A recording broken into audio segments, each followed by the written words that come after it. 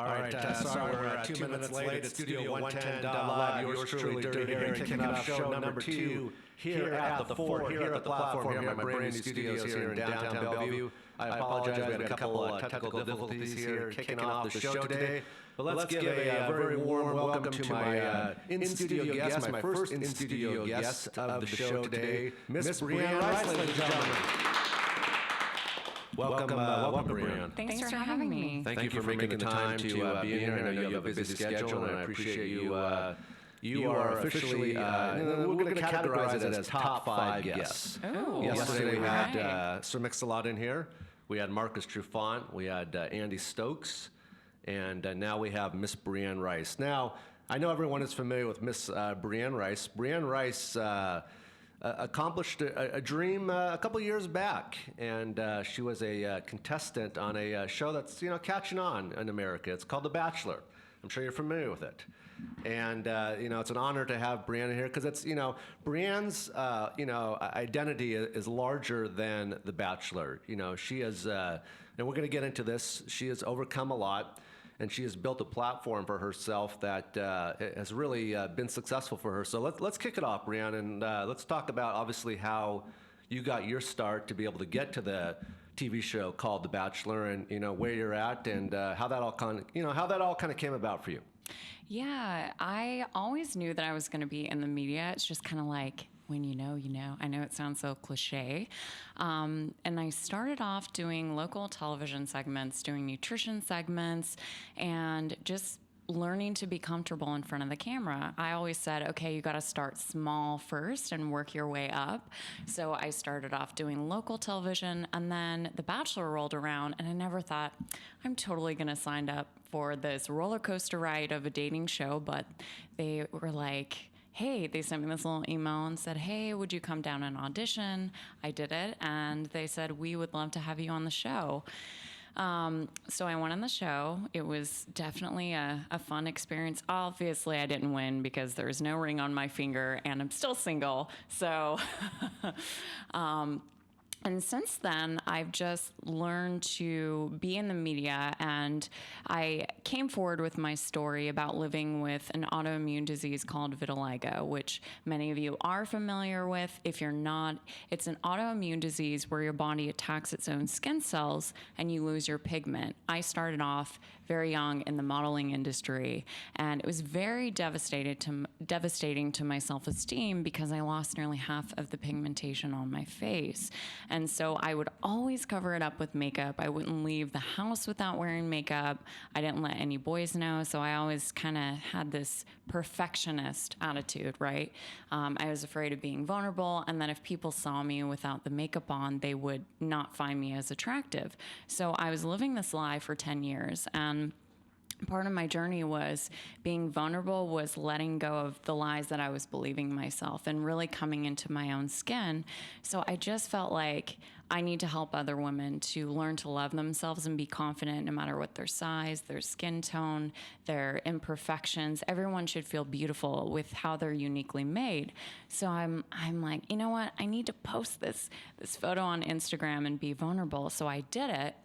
Not knowing what the outcome would have been, and it has been a wild roller coaster since. First, Discovery Channel was filming a television show about people who have conditions that they hide from other people. So just by that one photo, they contacted me, right? So that was the first thing.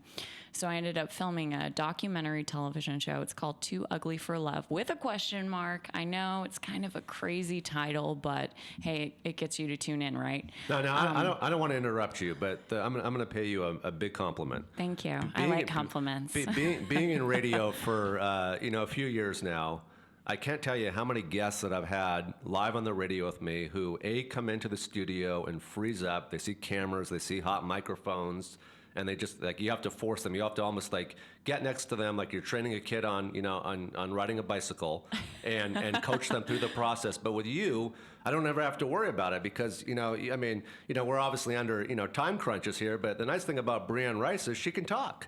You know, she could talk. You're I am almost, a woman, though. I mean, it's kind of built in. Yeah, but know? you're almost made for radio. And you know, I know you do a radio show on the East Coast, and we're going to talk about that later on in the interview. But let's just back up a couple steps real quick and talk about. And you touched on it a little bit, but talk about the frame of mind that you were in when you were told about the auditions here in Seattle to be on the show. And I'm guessing, like most people, you gave it a shot. You said, you know what, I'm going to line up in front of God knows how many people were probably at that audition, quite a few.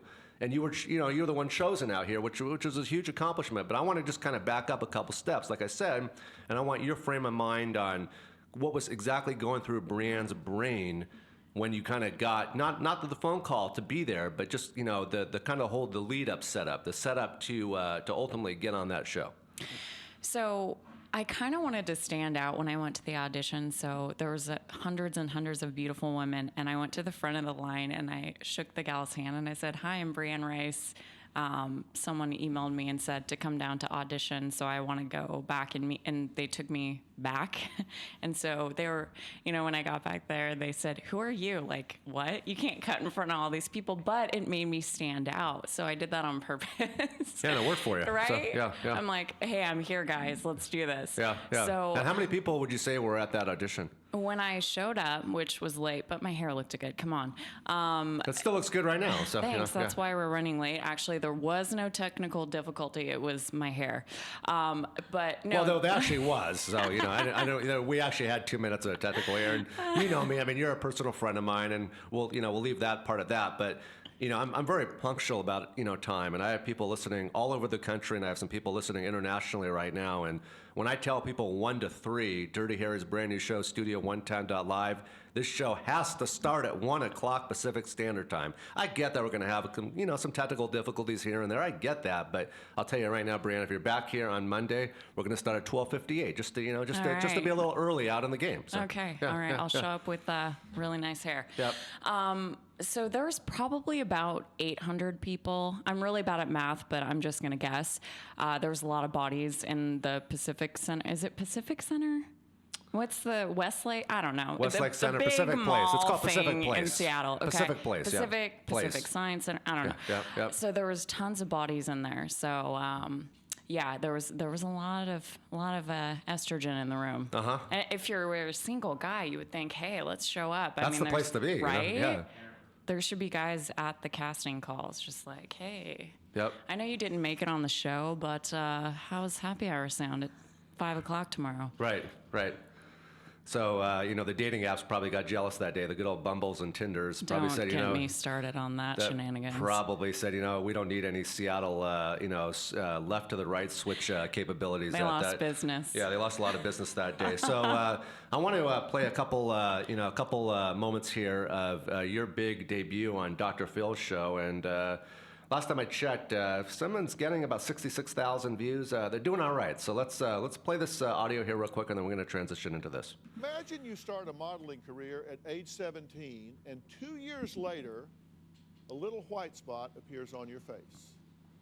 You probably wouldn't think much of it, but what if that spot spread all over your face, threatening your career? That was the plight of my next guest, Brianne, who says for 10 years she had to hide a devastating secret. Take a look. Awesome. Give me attitude. I started modeling around 17 years old. I felt modeling would be a long-term profession for me, and I noticed a small white patch underneath my left eye. I thought, hey, maybe it's a zit, it'll go away. When I went to the dermatologist, he said, you have vitiligo, there's really no cure for it. I was completely devastated. I hid the vitiligo from the modeling world by doing my makeup. It can go up to 45 minutes or longer. I felt all of my dreams that I had of being a model just came to a crash because I didn't feel good enough. People ask if I got a really bad sunburn, what's wrong with your face? I don't want to feel this way about myself anymore. I posted a photo of me with no makeup on Instagram. For me, coming clean, it felt like such a big weight off of my shoulders. Now I think my vitiligo makes me beautiful because it's me. Well, Brianne is joining me along with my very good friend, Dr. Frida Lewis Hall, Chief Medical Officer of Pfizer. So welcome to both of you. I'm glad you're here. Let's clap for Dr. Phil here too, guys. Come on, studio audience, Dr. Phil. Your vitiligo diagnosis. I was completely shocked, devastated, and I look in the mirror and I thought, why me? Why'd this have to happen to me? So as you were hiding this under your makeup, how did it affect your relationships? Because you didn't let anybody know, right? I only told my parents about it. My friends didn't know. I hid it from men in my life. I felt like a phony. So tell us exactly what this vitiligo is, and do we know what causes this? So vitiligo is a chronic disorder that basically causes the skin to lose its color. And researchers don't exactly know what causes it, but believe that the body may be attacking and destroying the cells that are responsible for making pigment or color.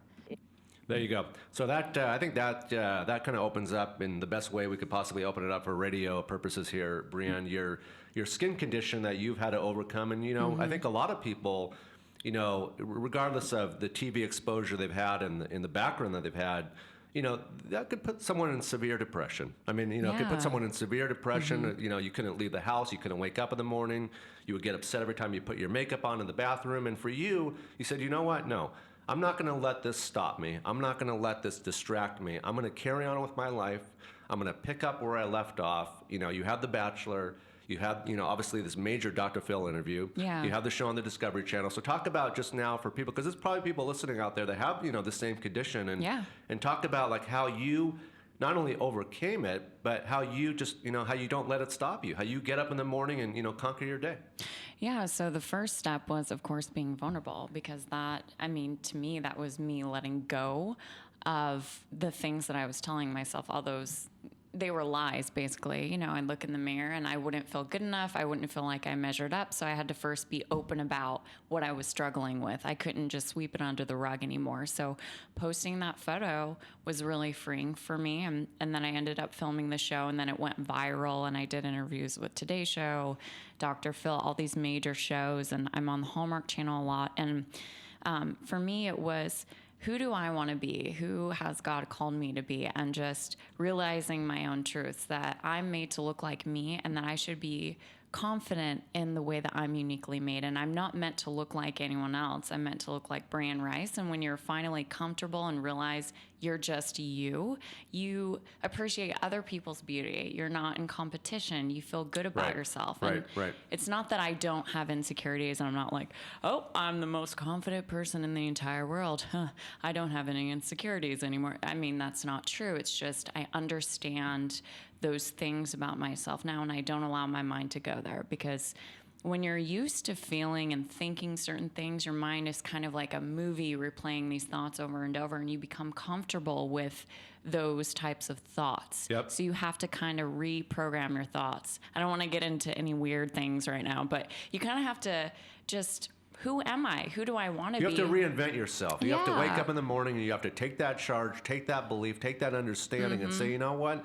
I'm not going to let a condition like that, like I said earlier, I'm not going to take a condition like that slow me down. Now, if you're just tuning in right now, my brand new radio show, Studio110.live. Check it out, Studio110.live. I got Miss Breanne Rice from The Bachelor, from the Dr. Phil show, a very well-known, respected name here in the Seattle market where we broadcast. We actually broadcast from downtown Bellevue, but it's a Seattle Bellevue-based show here. So, what advice would you give, Brianne, to your fans out there and to listeners out there in order to kind of, surpass and not only, because like I said earlier, I know a lot of people do suffer depression, they do suffer anxiety, they do suffer insecurity, they do suffer even some jealousy over this. So, like, what would be that one kind of strong message that you would give to your fans? Not only how you've overcome it, but kind of that the proper ingredients to kick off their day properly every day. Well, the first thing for me was I wrote down what I was telling myself, and I saw that on paper, and I was able to identify it. So it was, you'll never be on TV, you'll never model again. So I had to write that down and identify what it was first, because you can't make a change unless you know not working for you, right? Right. So that, and then I kind of just tore it up and said, okay, I'm done. So what's the opposite of that? Okay, I'm good enough. I'm confident. I'm beautiful just how I am. So my advice would be first identify what those things are, those lies that you're telling yourself. Those demons in your head. Yeah, who wants to wake up and feel like crap about themselves? Let's be real, right? Right. Why not say, hey, I'm amazing. I'm going to have the best day. And it really changes your day when It's you all just about kinda, attitude. It's all about attitude. Yep. Yeah, Yep. like happiness is totally a choice. Yep. Granted, sometimes a girlfriend needs chocolate and some red wine. Then I'm really happy.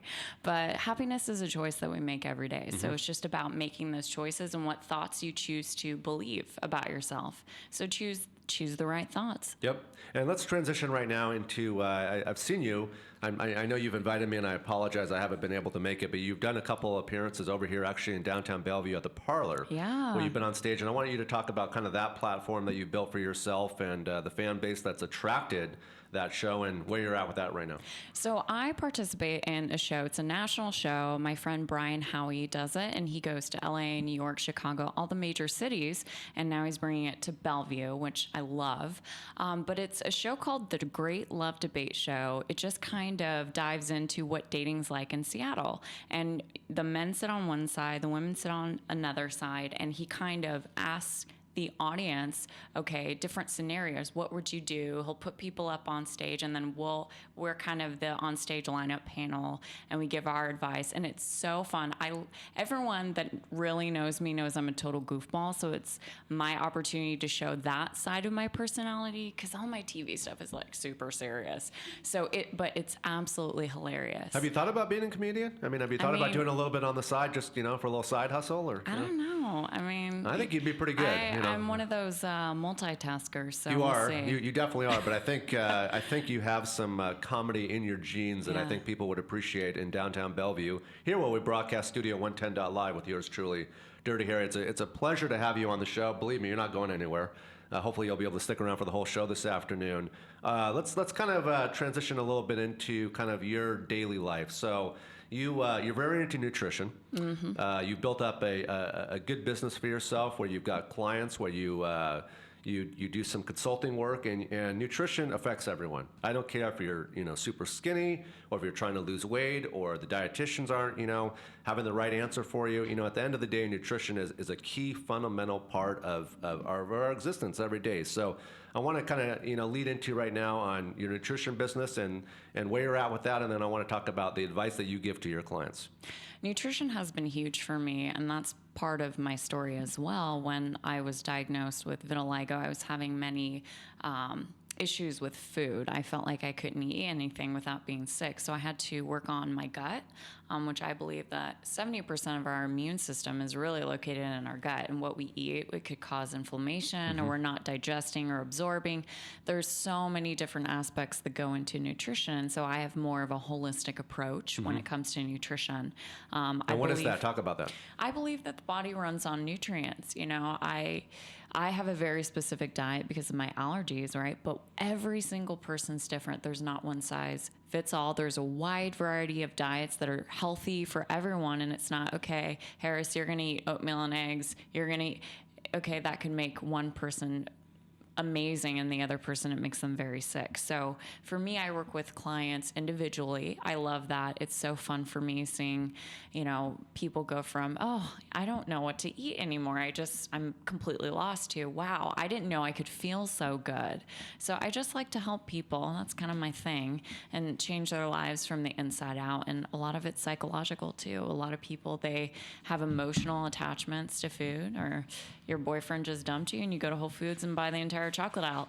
Me. So we're all individuals. Well, you want to be satisfied just with the chocolates. You got to have the wine. You have to have the chocolates. You have to really. Brianne is the type of gal that you really have to sweep her off her feet. It's not like taking her out taking her out for fish and chips ain't gonna cut it, guys. So I'm not her. Believe me, I'm not her manager, and I'm not picking the guys that she dates and goes out with. But you do give me dating advice, though. I have, yes. Fish and chips with extra tartar sauce and onion rings ain't gonna cut it, guys. It's not gonna happen. No, it's not gonna happen. I mean, you better be going to El Gaucho or Morton Brianne's or the nicest establishments here in the greater Northwest when it comes time to Step Breanne it Rice. up. Step it up. Are you still looking for clients? Are you still taking on clients? Or? I am, yes. And how can they ask you a question or ultimately gain your business attraction? They can find me on Facebook, Instagram, Breanne Rice, of course, and you can go to my website, briannesHolisticHealth.com. Great, and that kind of transitions me here into my other guest here, my friend Jeremy here from Popeye Energy Drink. Jeremy, if you want to step up to the mic here a little bit.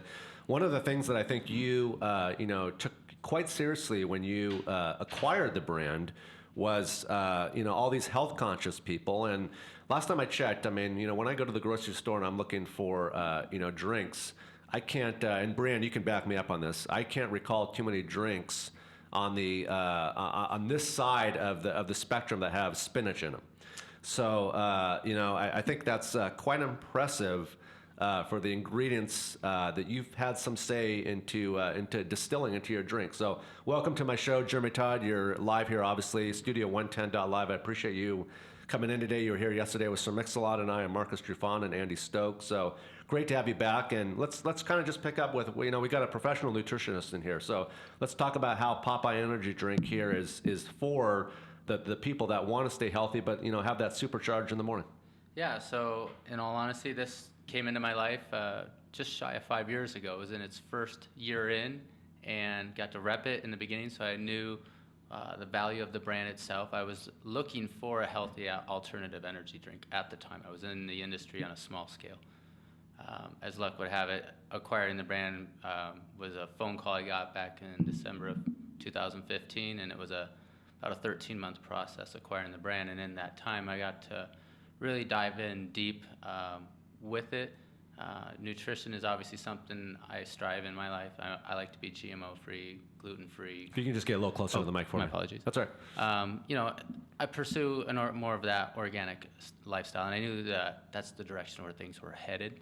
This brand, obviously, yes, to get the licensing for Popeye, they wanted to have spinach leaf extract involved with the recipe. So that was that deal with the anchor and apple here, and the flavors that we have moving forward. We're excited about them. The community seems to be excited, and it's just been awesome to now headquarter the company here to Washington State. Well, hopefully, Popeye Energy Drink, Brianne, will be the official beverage of the show. We're I heard spinach, so I mean, I tuned in as soon as I heard Did spinach. that spark your interest over there? Did that get Breanne Rice kind of supercharged there for a minute? So? Well, I'm really sensitive to caffeine, so I have to be careful. So I drink my jasmine green tea in the morning. I'm kind of a tea snob. I mean, there's lots of great tea shops around here too, but I've never heard of a tea snob, but Yeah, I like it. yeah. Yeah, tea snob.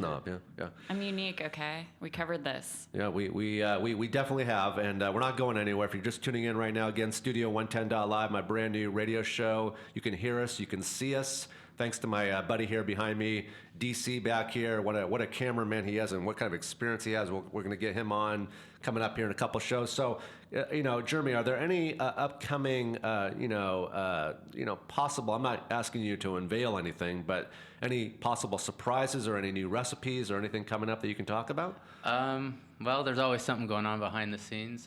Anything that you can unveil on my new radio show here, or the contracts haven't been signed yet? Did someone make you sign a paper to not talk? As far as I know, the NDA I signed back in December 15, that should be expired by now. So Yeah, it's not valid anymore. Yeah. I can open up, I guess. It's been a year plus. And even if the lawyers wanted to try to get up here, they wouldn't be able to. So. All right. Well, yeah. So we have other recipes that never went to market. I'll let it out. One of them, which was a peach, but as you know, or don't know, peach mango has been really hot in the industry of drinks, and especially energy drinks. And so we've obviously been working on developing it, and it is in fact done. I'll be getting a chance to try it here real soon. When will I be able to try it? We got to design the can and get it going. Well, I'll just take it in a plastic cup. I don't have to have it. I don't have to have it in a can. We'll see. I'll see what I can do to speed up the process. Yeah, maybe I can try the new peach mango on Monday's show. Will you try too, Brianne, or you're going to be a tea snob? Well, I always try anything once. Well, almost anything. So for the guys out there that are listening right now that are listening that know that you're single and that want to take you out, you're saying you're trying it once, meaning that you're down to go to a restaurant that might not, on a top 5 rating, it's a 2.5, but you're down to try it once. Well, like I said, I have allergies, so I mean, I'm looking for someone, but Well, let's get into that right now. So let's, because I think that sparks a lot of people's interest. So ideally, Brianne, and we're going to keep it, we'll keep it professional here. But ideally, what's your ideal guy? Like, what does your ideal guy have to do to sweep Brianne off her high heels? I like that. He knows me very well. I'm totally a girly girl, so I live in dresses and heels. For me, I just want that one guy to show me that he's not like every other guy, and I want him to have integrity. I want him to love God and just treat me with respect. Is that so hard to find? Is that so hard to just find a guy? Yeah. And I feel bad because I have a lot of friends, and especially here in Seattle and Bellevue, it's not like LA and New York and other major ports here around the country where it's easier to mingle and meet people, and when she's talking about that, it just like when we talk about just kind of the key fundamentals of morals and standards, I mean, like from people that approach you or ask you out, I mean, it's kind of slim to none, right? Yeah, and I would love to meet a person in real life, and for some reason, that's hard for men to approach me. I don't know why. I'm very friendly, but I'm super old-fashioned and traditional. I don't walk up to guys and ask them out, but I think you have to look approachable, so I'll smile, do a little hair flip, all that stuff, but they won't come talk to me, but then they'll slide into my DM and say, hey girl, and it's like, why didn't you talk to me in real life? I like that because then you can sense chemistry and all of that. I don't want to go online and look at pictures and swipe. Yeah.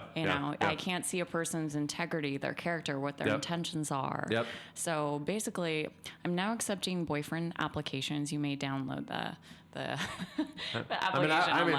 Personally, if I ever had the opportunity, I would just, and Jeremy, you can back me up on this, how exciting would it be to be able to look at her inbox on her phone in terms of the amount of requests and That's people a whole show we need to do. Honestly, I could only imagine. I mean, how many people, what do you think the number is in her inbox of people that are trying to hit her up to take her out to the Salmon House on Lake Union, for example? In a 24-hour period, it's probably in triple digits at least. I mean, 150, 175. I was thinking 250, 300. I mean, what is it, Brianne? I mean, how many is it on an hourly basis? Work with Jeremy and I here, and I bet it is a lot. So probably a couple hundred a day. Yeah. Wow.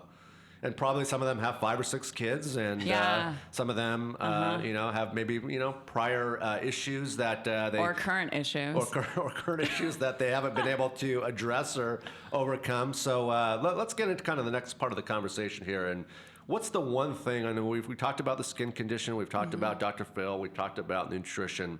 Let's get into Brianne's life here a little bit more. We talked about the parlor and the comedy. Like, what are some things that people don't know about Brianne that you want to be able to share here on my new radio show? For me, I mean, I'm pretty out there with what I have going on currently, but I love to help people. And for me, I want to live my life and people to look at my life and say, if she can do it, I can do it. So I want to inspire others that, when you just go for it and your purpose and you pursue it, that things will begin to happen, but you first have to believe in yourself. So it's not just the vitiligo thing or the Bachelor or the TV. I just want people to look at my life and feel inspired to chase after their passions and their dreams and live on purpose and live with intention. Well, I think we need to reach out to like a HarperCollins or one of these book publishing companies to. That's on my list. I really want to write a book. I think you need to write a book, and I think it would be a New York Times bestseller if it was promoted properly on the right platforms out there. And I think that's definitely in your horizon. Thank you. Well, no problem. I'll thank myself too for that. But I'll pay you later. Yeah, no problem. So, kind of getting into the next subject here of conversation. You've fill me in here because you've mentioned that you do some radio in New Jersey. Mm-hmm. And what's going on with that radio show in New Jersey? Yeah, I do lots of different radio interviews, and a lovely gal from New Jersey has a show that she does, and it's called The Makeshift Happen Show.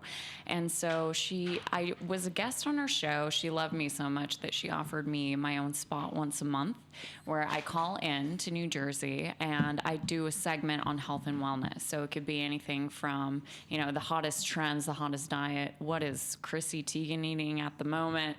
Or it could be, hey, let's talk about digestion. So it just kind of gives me a little bit of time to do my own thing, and it's like having my own radio show for a little bit. So. Yeah, well, I'm not happy with you doing a once a month appearance on New Jersey, and if we can kind of X them out, we'll be respectful about I hope it. she's not listening. Well, you can still do it, but we want to, continue the platform and the rise to the occasion out here with you on my brand new show. Because last time I checked, I live here, you live here, and there's a lot to talk about. But like I said, you're going to still do the New Jersey show, and you're going to still do all your other radio and TV. But just don't forget your friends here in Bellevue who are at Studio 110.live, who are very happy to have you here in the studio today. And that kind of leads me in here to the next guest. I like to kind of keep things in time accordance. We've got Miss Lydia Booth here. Lydia, welcome to my brand new show. Thank you so much. Thank you for coming in, and I appreciate it. You're on...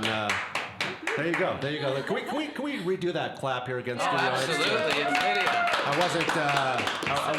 I wasn't really happy with that applause. So Can I just say that I love your hair? Thank you so much. For those of you that can't see, she has this gorgeous blue they can see hair. Brianne. See this camera right here? Oh. They can see. The world is watching. Yeah. I thought it was me like just flip a it out for background you. thing. No, your hair is amazing. Thank you I wish so I could do much. that, but I totally put on a could. wig and it was like the Katy Perry blue, and Sure. I felt like I scared people. So No, you know what? Wigs are so fun, and I know we're going to be talking about go-go dancing. You can just and get a little closer to the mic for Sure, me. sure. Yep. But it's amazing how much they transform you and how fun Yeah. they are. So wigs are kind of what led me into dyeing my hair in the first So place. you just tried on a wig, Oh, and then you were yeah. like, blue it is. Yeah, absolutely. Well, It's it been a works. transformation. Thank you so Yeah. much. Yeah, it's a little purple, a little gray, all over the place. Yeah, it's Thank hot. you. Thank Well, you. well, Thank Lydia, you. welcome to my show. It's called Studio 110.live. I'm sure you've been sharing this on your social media, and I'm sure people Absolutely. are watching you around the city and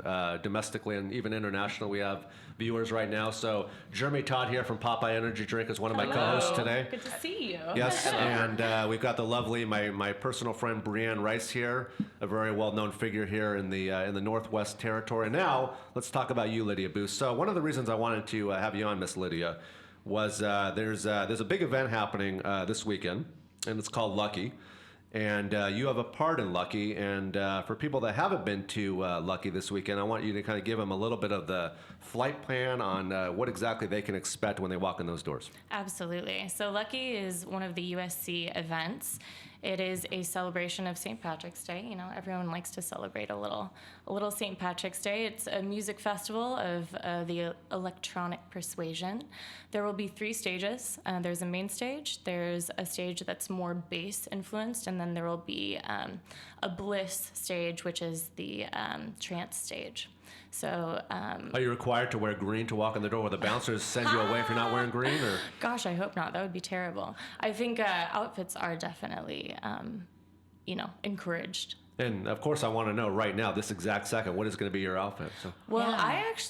I don't know. When I walk... you don't know? So when I go into a show with USC, or even when I'm go-go dancing, I never really know what I'm going to be wearing. Okay. So when I arrive, our call time is at noon tomorrow, even though the show starts at 6. We get there early to get in makeup and costume. I find out, within the hour. And then we throw our costume on, get in makeup and hair, wigs, everything, the whole That's so shebang. cool. So I never really know. It's a huge surprise, and it's kind of do exhilarating. do you have a stylist that's picking out your outfits for you that after my brand new radio show here, Studio 110.live, you're going to go meet with them, or is just you have the luxury of just choosing what you want to wear, Lydia? Oh man, I don't choose at all. We have a whole team. Darius Washington is our artistic director, and he does a fabulous job of working with different artists and designers. Shout out to him. Absolutely. That is my man right there. But he works with different artists from around the globe, different go-go dancers, different costume designers. And then we have 2 main makeup artists that work with us that do airbrushing and all that That's crazy so stuff. cool. I love all that stuff. Yeah. I used to work in the fashion industry, and I love the makeup and I love Lady Gaga too. So Oh, every yeah. time I go to her concert, I'm like looking at their outfits and their Absolutely. costumes. That's so all the I just fun, want- right? You must have like the best time getting all dressed up like that. It's pretty crazy. It's exhilarating and sometimes scary when you see what you're going to be wearing and you kind of have these thoughts. How am I going to be moving in this? How am I going to be maneuvering Is it through crowds really in this? heavy or hot sometimes? And you're Sometimes. like sweating and losing weight underneath the Absolutely. costume. Absolutely. Yeah. That is a workout, my friends. Yeah. Are you I'll allowed tell to take water breaks, or Oh, of course. they have you up on stage just dancing all night and making you dehydrated? So Well, no, we're not getting dehydrated to the point of death, but we do usually do about 10 to 15 minute sets, and then after we perform those sets, we run off stage, and then we drink water, energy drinks, whatever we can get. well, speaking of energy drinks, thanks for Yeah. thanks Hey, for the Popeye. thanks for the in radio. In radio, we call that a segue. So. Conveniently. Yes, we call that a segue in Yeah. radio, and I appreciate that. So, when you leave the studio today, Lydia, I'm going to send you a couple, on your way home here, Thank a you couple so of these much. Popeye Energy drinks. So, I think that would be good product placement. I'm all about product placement. That's how Absolutely. brands evolve today, on fashion, on any brand that you're putting out there, whether it's going to Amazon or wherever it's going. It's about product placement. So, I think nothing would make Jeremy happier this weekend, regardless if you're going to the event or not, than seeing pictures of you holding his drink, Popeye Energy drink at Lucky. Correct? Oh, absolutely. Can you back me up on that? Yeah, twist my arm on that one. Yeah. I can so, definitely do so that. Lydia, does that mean tonight is going to be a slow kind of night for you, where you're just going to kind of take it easy tonight? Or we'll be able to see you around the town promoting your appearance at Lucky tomorrow night?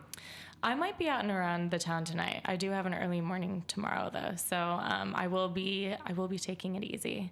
But yeah.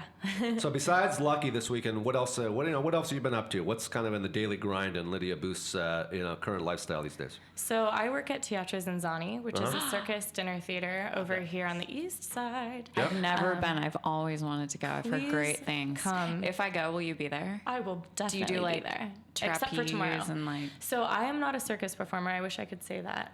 But I'm one of the servers. I also nice. cocktail, and then the servers also perform as well. So it's a really incredible space, and there's only about a month and a half left of that. So if you want to All come, right, I'm come in, on girl. over. I'm gonna come see you. Well, the problem with Brianne is, she doesn't have enough guys hitting her up, asking her out on man. dates. He's trying to find me a boyfriend also. So she, Yeah. So after we get off the air, I'm gonna have the luxury, hopefully. I mean, she hasn't committed to this yet, but being able to go through her inbox on her phone and choose that right Oh, guy. wow. And if it's a disastrous date, I don't even want to hear about it. Absolutely I don't want to not. get text messages at 3:00 in the morning. He didn't open the door for me. He didn't offer to buy me a drink. He We wanted had to take me to get fish and chips. we had to split the Classy. tab. I mean, Oh, it's yeah. like, come on, let's get back to 1952 here for a second, where the man pays for the women, right? I mean, Jeremy, every time you take a girl out on a date, you're paying, right? You know this one. Yes. So of Well, course you're. if you can find a date to take you to Teatro Zanzani, that is a Does hot anyone date. want to take me to Teatro Zanzani? Well, we'll talk about this off the air. And I'm sure we'll be able to find you a date. applications Yes. right now. Yeah, we'll be able to find you a date. All right. So Lydia, in addition to the show, because I've actually been there. I've been there once, and I've always been impressed. And I think you guys, if I'm not mistaken, kicked it off a couple years back at Merrimore Park, right? It was just this year. Yes. Yeah. Yep. Yeah. Or And actually, it was last also year. a couple years too that I was down there, and I was sitting on the grass, and a couple of friends invited me, and it's like I feel like every time I see that show, I look around and I see am I looking for the lights and the billboards and the Las Vegas kind of appeal, and then I say, you know what? I'm in a park, and I'm still seeing like people, flying off, whatever. What are those things called? The round, trapeze, the, or? the trapeze and the different things that they do. But my favorite So one, cool. was, a guy was lying down and he lifted up like 19 people on his knees. Oh Like, my gosh. Yeah, I can't even visualize. I need can't to either. Google this. And I don't he- know what's gonna pop up, but and I just thought to myself, was he born to do this? What's the workout regimen to be able to get in fit and get in shape, even if it's 3 or 19? Yeah. I mean, it seemed like it was 19. Maybe it was 6 or 7 or whatever it was, but It's impressive. Incredible. It's impressive, these crews that put on these shows here for everyone out here. Well, don't they Absolutely. have the, what's it called, Emerald City Trapeze, where you can Yeah. go and learn how to do, I want to do that. We have a number of amazing circus schools here in Seattle. I'm actually taking my first Fundamentals of Aerial class down Yeah. at Senka, which is also in Georgetown. But there is another one in Greenwood, and yeah, we have an incredible circus arts and performing arts community here in Seattle, which is amazing. So how far do you think we're out from seeing you as a performer on stage then? Not to put you on the Teatro spot, but Zanzani? yeah, Oh my yeah, gosh, yeah. years. It takes that long, okay. But I mean, I am on stage at Lucky tomorrow, so you can come see me perform there. Yes. Oh, you know this. Yes. Yes. Jeremy, are you I'm going to that coming. event, Jeremy? Oh yeah, I've committed myself to go. Yeah, okay. Yay. And my executive producer here, Eric, are you going to the event? Absolutely. Wow. And hopefully you guys have dates. Hopefully you guys have dates. Hopefully, Jeremy's kind of nodding his head back and forth. Yeah. I mean, if I can't find anyone and you can't find anyone, Hey. this could be This could be a match making it I would heaven. be more than happy to take And it. I'll help approve your ingredients in your energy drink with my nutritional skills. Yes. Okay. There you go. That makes me so happy because you know what really makes me happy is regardless if Jeremy's going with a buddy or a gal, now potentially the gal that you were going to take may have just got booted. Possibly. I mean, I'm not putting anybody on the spot here. I feel but like this is a reality TV show waiting to happen. I mean, Like, we you already just- have a cat you fight never know. going. Like I said earlier, like I'm not trying to be matchmaker. I actually am, but Yeah, you are. that's not. I'm not trying to be matchmaker here. But I don't want to get called at 3:00 in the morning. It's like the Harry's date the was. matchmaker. Dirty Harry the matchmaker. Studio 110.live. Brand new segment Monday afternoon at 3. But if it's not going to be disastrous. But if anything happened, just know that I'm here to back you up. 24, almost 7. I mean, almost 7, Jeremy. You'll have an earpiece in, and he'll be giving you tips while you're on the date. Right. He'll be Yeah. hiding out in the bushes with What binoculars. did she I wear? would appreciate that. Has she A been little- smiling? Has she little offered to buy dating. you a drink? Right. Lydia, opinions and thoughts kind of on where, USC is a huge production. They do multiple It is. events here around the Great Northwest every year. Just kind of in your personal opinion and thoughts, where do you think they're headed and where do you think they need to be headed? Just kind of from you, from your, vantage point. I think a couple years ago they had an event Magnifique, which was a one-day festival over at the Gorge. And the Gorge is such a magical place. I think more events at the Gorge need to happen. And you'll see a lot of artists. Above and Beyond just had a festival during the Magnifique weekend last September, which was phenomenal. Probably one of the best music festivals I've ever been to. And then Excision is going to be having another festival of his own out at the Gorge. And I think, just having Paradiso isn't enough. I think USC needs to have another festival, at least in the summertime, out there, because it's such a magical space, and it's so loved by people around the world. I think that'd be phenomenal. You may have heard of an event in the past called Summer Jam. It was had to do with my former radio station, and it was a great event. It was about 22,000 people every year. It took a lot of hard work to put together, but like you're saying, you're driving eastbound on I-90. And you're just going down I-90, and then you take this one exit. I don't know what the exit is, and you just go down this windy road, and then all of a sudden you see one of the most amazing backdrops, and you just see this huge cliff, and you see the Columbia River, and people on their boats and jet skiing, and from artists that I've spoken to in the past, like the 50 Cents and the Beyoncés, and some of the largest names here. It's just they never forget it. Like you could run into these people, 3 or 4 years after the fact, and they'll say, "Hey, that show that I did in East of Washington, the Gorge, was one of the most beautiful, iconic venues here in the United States." Agreed. Absolutely. So, and last time I checked, if Dave Matthews is doing a show out there every year, he's probably up to something. So Definitely. Yeah, the success ratio is already built in there. Now, have you?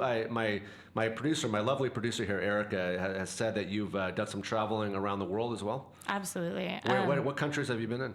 So I'm not going to list all of them, but I've lived in Europe, I've lived in Asia, I lived in France. I studied there for a semester, studying art history and French in Paris. And then right after I graduated, I had the crazy idea to move to Japan. Just wanted to try something different, so I lived and taught high school English in Japan for 2 years. Talk about that. How was that? Wow. How was that? What kind of experience was that? Oh my gosh, so different, so amazing, terrifying. I lived in a house in a rural fishing village. I didn't speak really any Japanese when I moved there. But I taught myself, and you know what? That's the best way to learn a language, is just moving to a country, really enveloping yourself in it and diving in. But very, very different.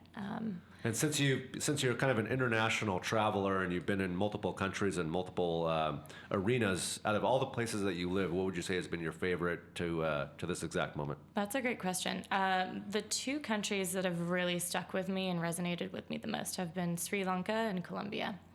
I went to both of those countries alone. I kind of did my own backpacking tours around there, did a little bit of homestay, did couch surfing, stayed in hostels, met a lot of local people, and the cultures just blew me away in terms of their vibrancy and the food and how welcoming everyone was. It was both of them.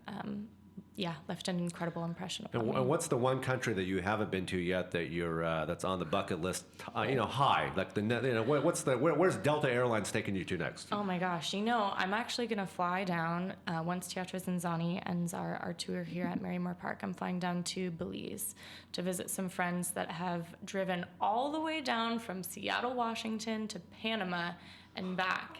And I'm going to go visit them and meet up with them in Belize. You must be excited for that, huh? I'm very excited, yes. And what piece of advice would you give to people that are ultimately trying to acquire a stage set like yourself and all the hard work that it takes to be able to, be at a show like Lucky this weekend? What's some advice that you would give to people listening right now that that can't get that opportunity? I mean, people think and people realize that you'll be walking down the street one day and you'll be discovered, and it happens, but it's kind of like winning the lottery. So kind of circling back here, what's the one piece of advice that you would give to to my listeners here to ultimately have a stage set at a major function like Lucky this weekend? It's a wonderful question. I think trying different dance styles, taking classes, really pursuing your own dance technique and style is so important. And the reason that I'm a performer with USC is because I had the incredible opportunity to audition with them a few years ago. And that was, day one. So, following certain musical groups or performing groups on Instagram and Facebook and seeing when are they holding auditions, that's your best in. And then, of course, like I was saying, working on yourself, working on your technique, dancing by yourself in your room in front of the mirror. I do that all the time. I have a dance party in my kitchen. I'll make Brussels sprouts and turn on NSYNC, and maybe I shouldn't have said that. I'm all about the dance party. It's important. It's very important. And you know what? My favorite way to practice dancing is just going out to the club. Last night I went to Q and had an amazing time. Fisher was playing and I was just dancing with my friends, and I did a little practicing, did some, breaking it down, and it's fun. That's what it's about. Yeah, absolutely. I love it. That's what it's about. Yeah. So kind of what's capacity for this event? Are we talking about 9,000 people? How many people are we talking about at this event this weekend? Oh my gosh, I'm so sorry. I don't know. That's all right. That's all right. I actually don't know the number. It's over at the Tacoma Dome, so it's quite large. So it's probably about 19,000 people. That's then. a big about 19,000 people. So that means that approximately 20,000 people will be watching you. Yeah. No pressure or anything. No pressure. Yep. Now, are you the type of person that when you're being escorted, and I'm sure there's bodyguards there, security on and off stage, are you the type that will, get a picture, take a picture with fans out there, or if they want an autograph, or I don't know what the trend is right now. And Jeremy, maybe you can back me up on this. I've seen this happen before, where people are indulged to get an autograph with a Sharpie on their back of their shoulder or their back, and I don't understand what's more impactful, to have it on a piece of paper from Lydia, get a tattoo from Lydia Booth, or to have it on your skin that's just going to wash out in the shower in 3 hours? Maybe on your boob or your pecs. Oh, jeez. It'd be really nice. This is radio, so if we can't answer the questions off the bat, no problem. You're really I don't know. I say the marker. I've never given out autographs. We do get asked for a lot of pictures. I mean, the costumes that we're wearing, again, I don't know what I'll be wearing tomorrow, but they are phenomenal. And, a lot of work is put into them. So, of course, if we're walking from stage to stage and we have, a group of ravers that want to get pictures of us, of course, we're going to stop and pose with them. It feels really good. That's one of the best moments of performing with these events is, getting to meet other people that are participating and having a good time and, making a memory for them. Now, Brianne, are you the same way when you get recognized walking down the city streets of Seattle or Bellevue or Kirkland or Redmond or even Tacoma? and people ask you for an autograph or picture, will you stop, or it's... Yeah, I feel like there's a the charge for culture that. now doesn't do autographs anymore. We do photos and then we tag on Instagram. Can Yeah. I get an amen? Yes, I feel more. yeah. Well, I'm still old school though. If I didn't know you, I would want a personal autograph from Breanne Rice. I mean, that's the way. I mean, I think Jeremy would agree with me. I think would say Erica would no. agree with me. Yeah. Well, in that case, no, people ask me for photos and I'll happily do it for them. But yeah, I get approached a lot and people ask me for photos. Yep. So. Any awesome. Lydia? Any nutritional advice that you would like to ask a nutritional expert here? I think it affects everyone. Jeremy, that goes for you too. I mean, I think this is a good platform to ask questions live on the radio at Studio110.live. Dirty Harry's brand new show, my new show. Weekday afternoons, 1 to 3 Pacific Standard Time, down here in downtown Bellevue. So I have a nutritional question. Yes. I like tofu. I like tofu a lot, and a couple of my friends recently have been telling me that eating too much tofu might not be the best thing for you. Yeah. But I wanted to get your opinion, Brianne, between eating more tofu or red meat, which one would be a better outlet? So again, every person's different. Studies have shown that soy can convert to estrogen, especially if you're male. A lot of men will develop estrogen dominance, which we don't want, right? We want you to have healthy testosterone levels. So if people who have consumed large amounts of soy over time, it can convert to estrogen. Now, if you're a female, you need to balance your hormones. That can be beneficial. And also it can disrupt parts of the thyroid. So there's many different things. Of course, with red meat, we also have our studies showing it can be a carcinogenic over time.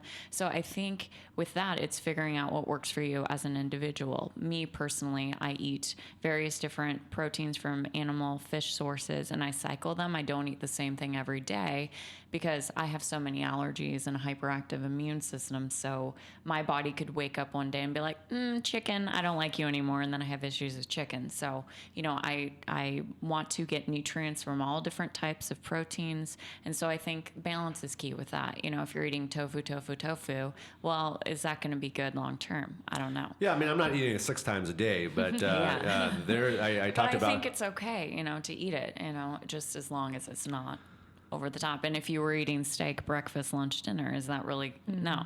So...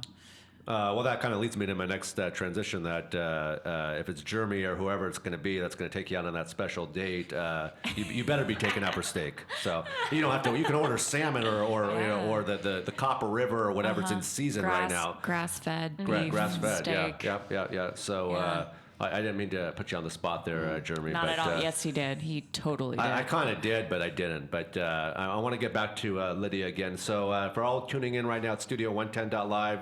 I'm sure everyone is aware here in the studio that we're more than a radio show. We've got TV cameras in here. Big shout out to my guy DC here behind me. Hey DC.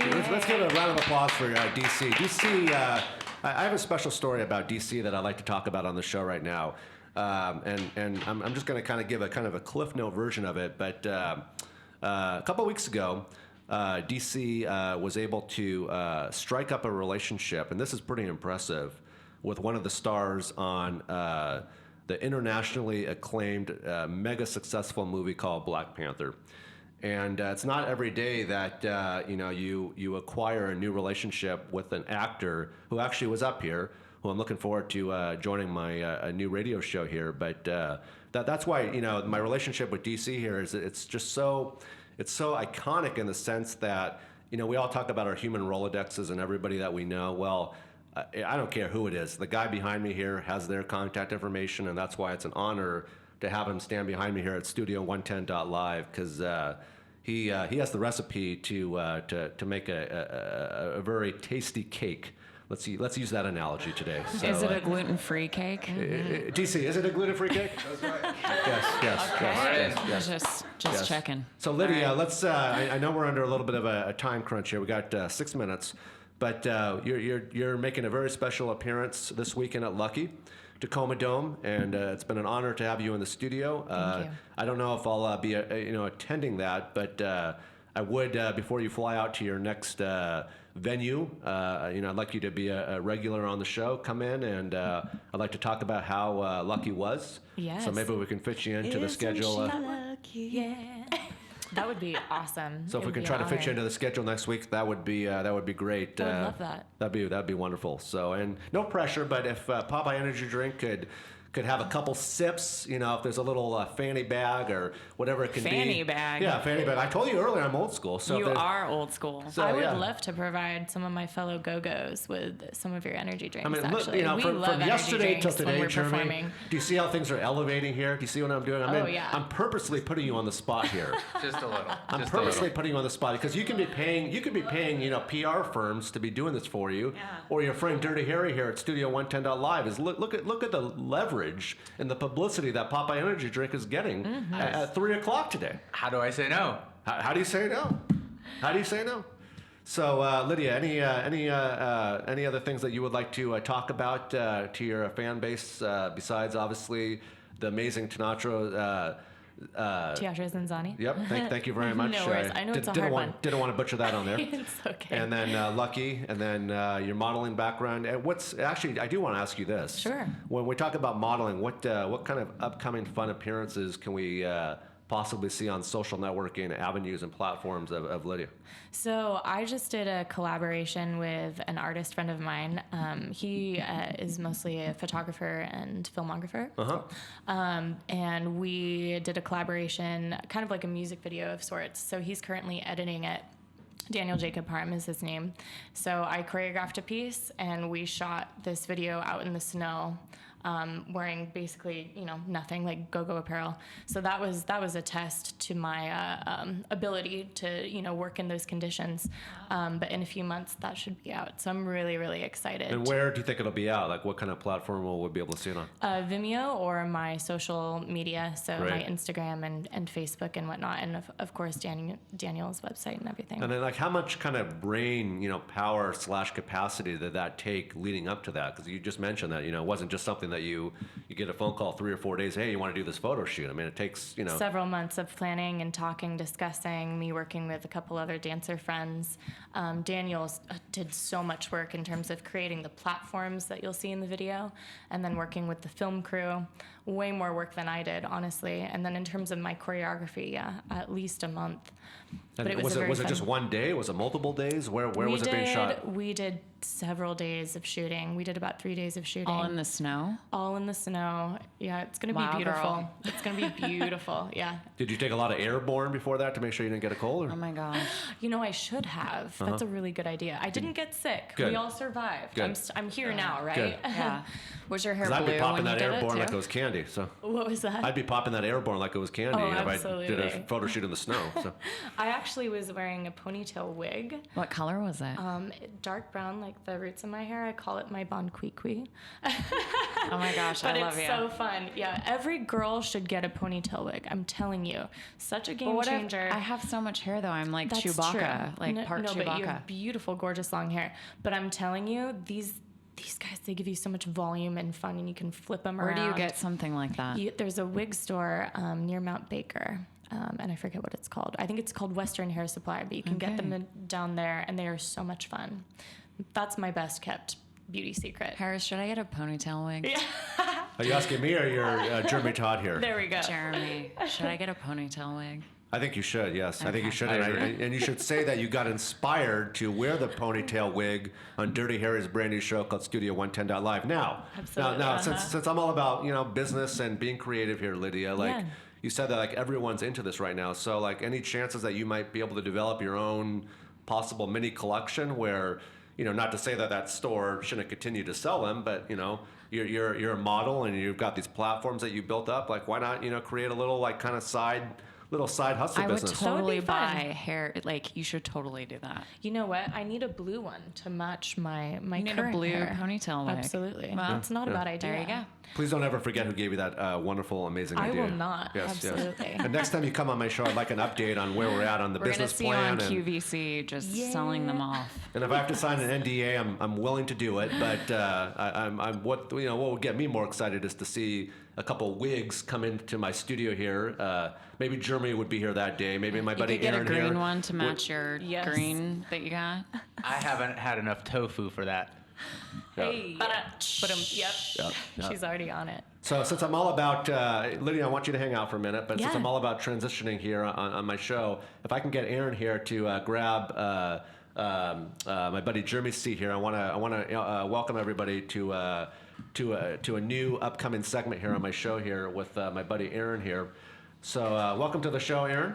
Thank you. Thank you Hi, for Aaron. Hi, hello. Thank I you actually for coming just in. came in because I wanted to get some of this delicious Popeye Energy drink. Yeah. Well, I'm glad you made the time to come in. I I appreciate heard we it. had a couple on the table here, so it just seemed like the right thing to do to come Yes, yes. and just Gave crack it into up. Like, peer pressure. He's opening it live on the air. Well, you know, we got cameras here, so they say, what flavor is that now? What flavor is that, Jeremy? That's the anchor and apple there. Anchor and apple. There we go. That's delicious. Wait, Anchor and apple. Anchorin? Anchor and. What's Anchorin. anchorin? Anchor. Oh, Like anchoring. Anchor, yeah. I thought it was like acorn. I was Like, what? his beautiful tattoo. Ah, Yeah, was yeah. that the inspiration? Yep, The yeah. anchor. Take a seat here, Jeremy, for the meantime. So, Aaron, I'm excited because Aaron has a couple months under his belt, to say the least, in the tech platform world. Couple days. Aaron has a successful company here called Lineage Media and Solutions that does well, and I'm excited that Aaron will be joining the show with some very exciting upcoming tech segments. We'll be talking about where tech is and where tech needs to go. We're going to have guests in here. We're going to be getting opinions on the tech side of the business. But any kind of surprises, any guests that we can mention that'll be coming in, or any things that you'll be able to include that maybe people could have some thoughts to think about this weekend, from a professional like yourself. Next week, we're going to have Eugene come in. He's one of the first guys that has. He's the first show that's been picked up like a TV series that's based entirely in VR. So his show is called Glitched, and the whole show is in VR. He's actually been picked up by a company, production company, and everything. So he'll be in next week.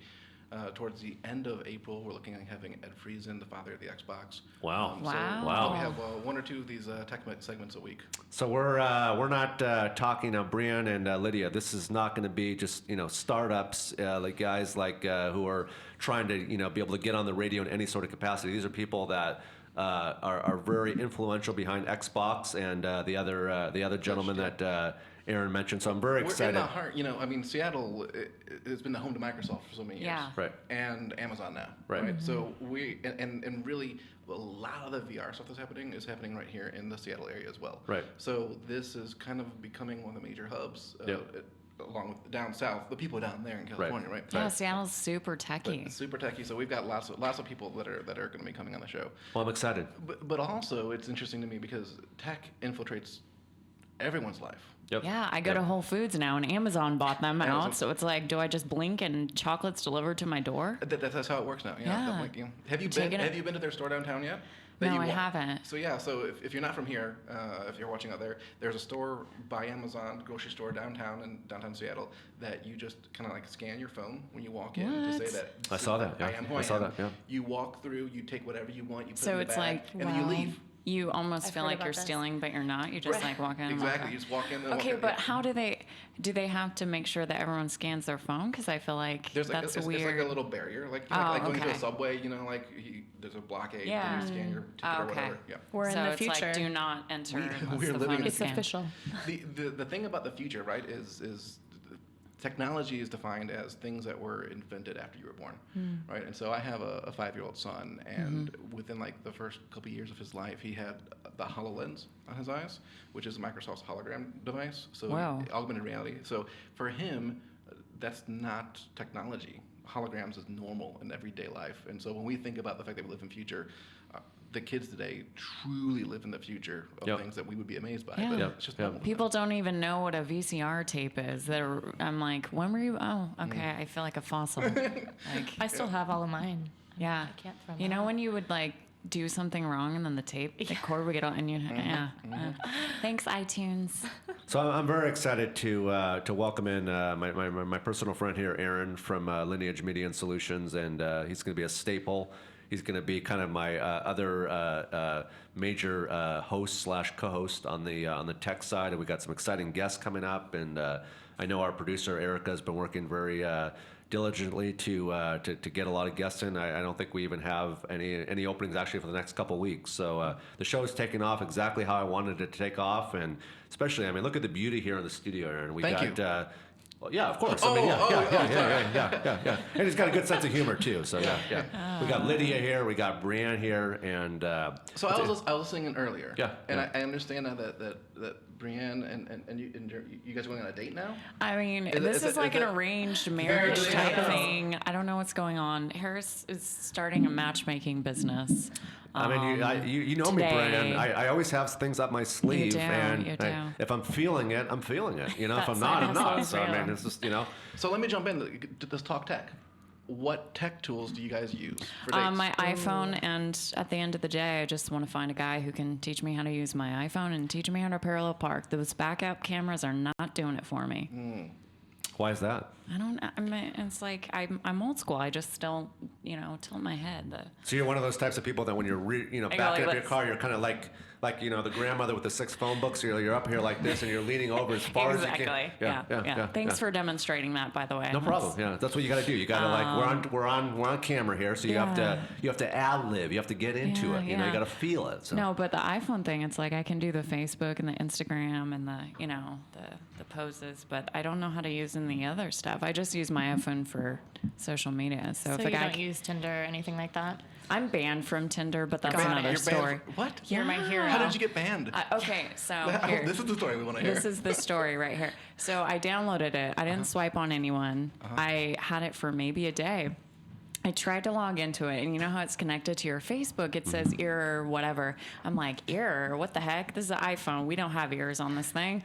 I Google it, and it says error for being banned. So I emailed them, and they're like, you've been permanently banned from Tinder because you're a robot or something like that. And I was like, okay. So I don't know if people saw my photos and thought I'd be handing out webcam links or something, but they didn't. You're too perfect. I don't know. You're so perfect. You Was it look like a almost robot. emotional though to be able to get banned I from felt Tinder? rejected, but then I was like, maybe it's a good thing because I didn't swipe on anyone. So I don't know. But I'm banned from Tinder permanently. Congratulations. Yeah, That's yeah. hilarious. I'm the good girl, and I felt like that was my one rebellious moment that was out of my control. But you should own it though. I do. You want to own that. I am banned from Tinder. Do you think we can forever. get you reinstated, or do you think it would I kind take? of just feel rejected from the website or from the online dating. Yeah. Permanently. Well, I wouldn't lose too much sleep about it. I went 'cause, on national television and I couldn't find a date. So what makes me think that? Yeah. We can work we can get you back on Tinder or one of Okay. the other million Wait, other sites. Is that I'm one sure. of your techie things? That No, you can use? it's secrets. probably just how you signed in. Oh, okay. Oh my gosh, you're so pretty. Can Brianne, do you mind helping her position, or just get the mic here in front of my friend Loretta's, get it a little closer here? So I've got my next special guest here in the studio here with me, the one and only Loretta Sophie. Loretta and I actually met each other up here actually at our at Studio 110 Live's headquarters. And we had a great fashion conversation, and I showed her my studio build out, and I said, you know what? I want you to be my first fashion guest on my show. So it's an honor and privilege to have you here in the studio, Loretta. Welcome. Thank you. It's an honor to be here. Do you mind just getting a little closer to the mic? Thank you. Sure. How's everything going? It's going great. Yeah, I know you're extremely busy. You're flying constantly in and out of Seattle, and let me kind of give you the proper welcome. So, Lydia has a resume pretty much like no other when it comes time to the creative, fashion, influential mindset.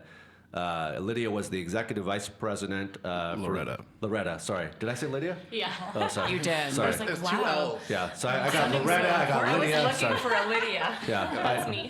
You're Lydia today. I apologize. I got a Lydia, I got a Loretta, I got a Brianne, I got a Jeremy, I got everybody in here. So Loretta, excuse me. You were previously the executive vice president of the women's wear division for Nordstrom's, correct? Yes, I was. And I love Nordstrom's. Thank you. and how long were you there, Loretta? I was there for 25 years. 25 years. And I had that responsibility of EVP for about 12, my last 12. That's amazing. And over 25 years, you probably saw some fashion trends come in and go out. God, there were some good ones and some bad ones. And the thing about it is that people always want to jump on the latest trends, when in reality, they should just embrace their personal style. That's one of the things I wanted to talk about today is I think that's a big change in fashion.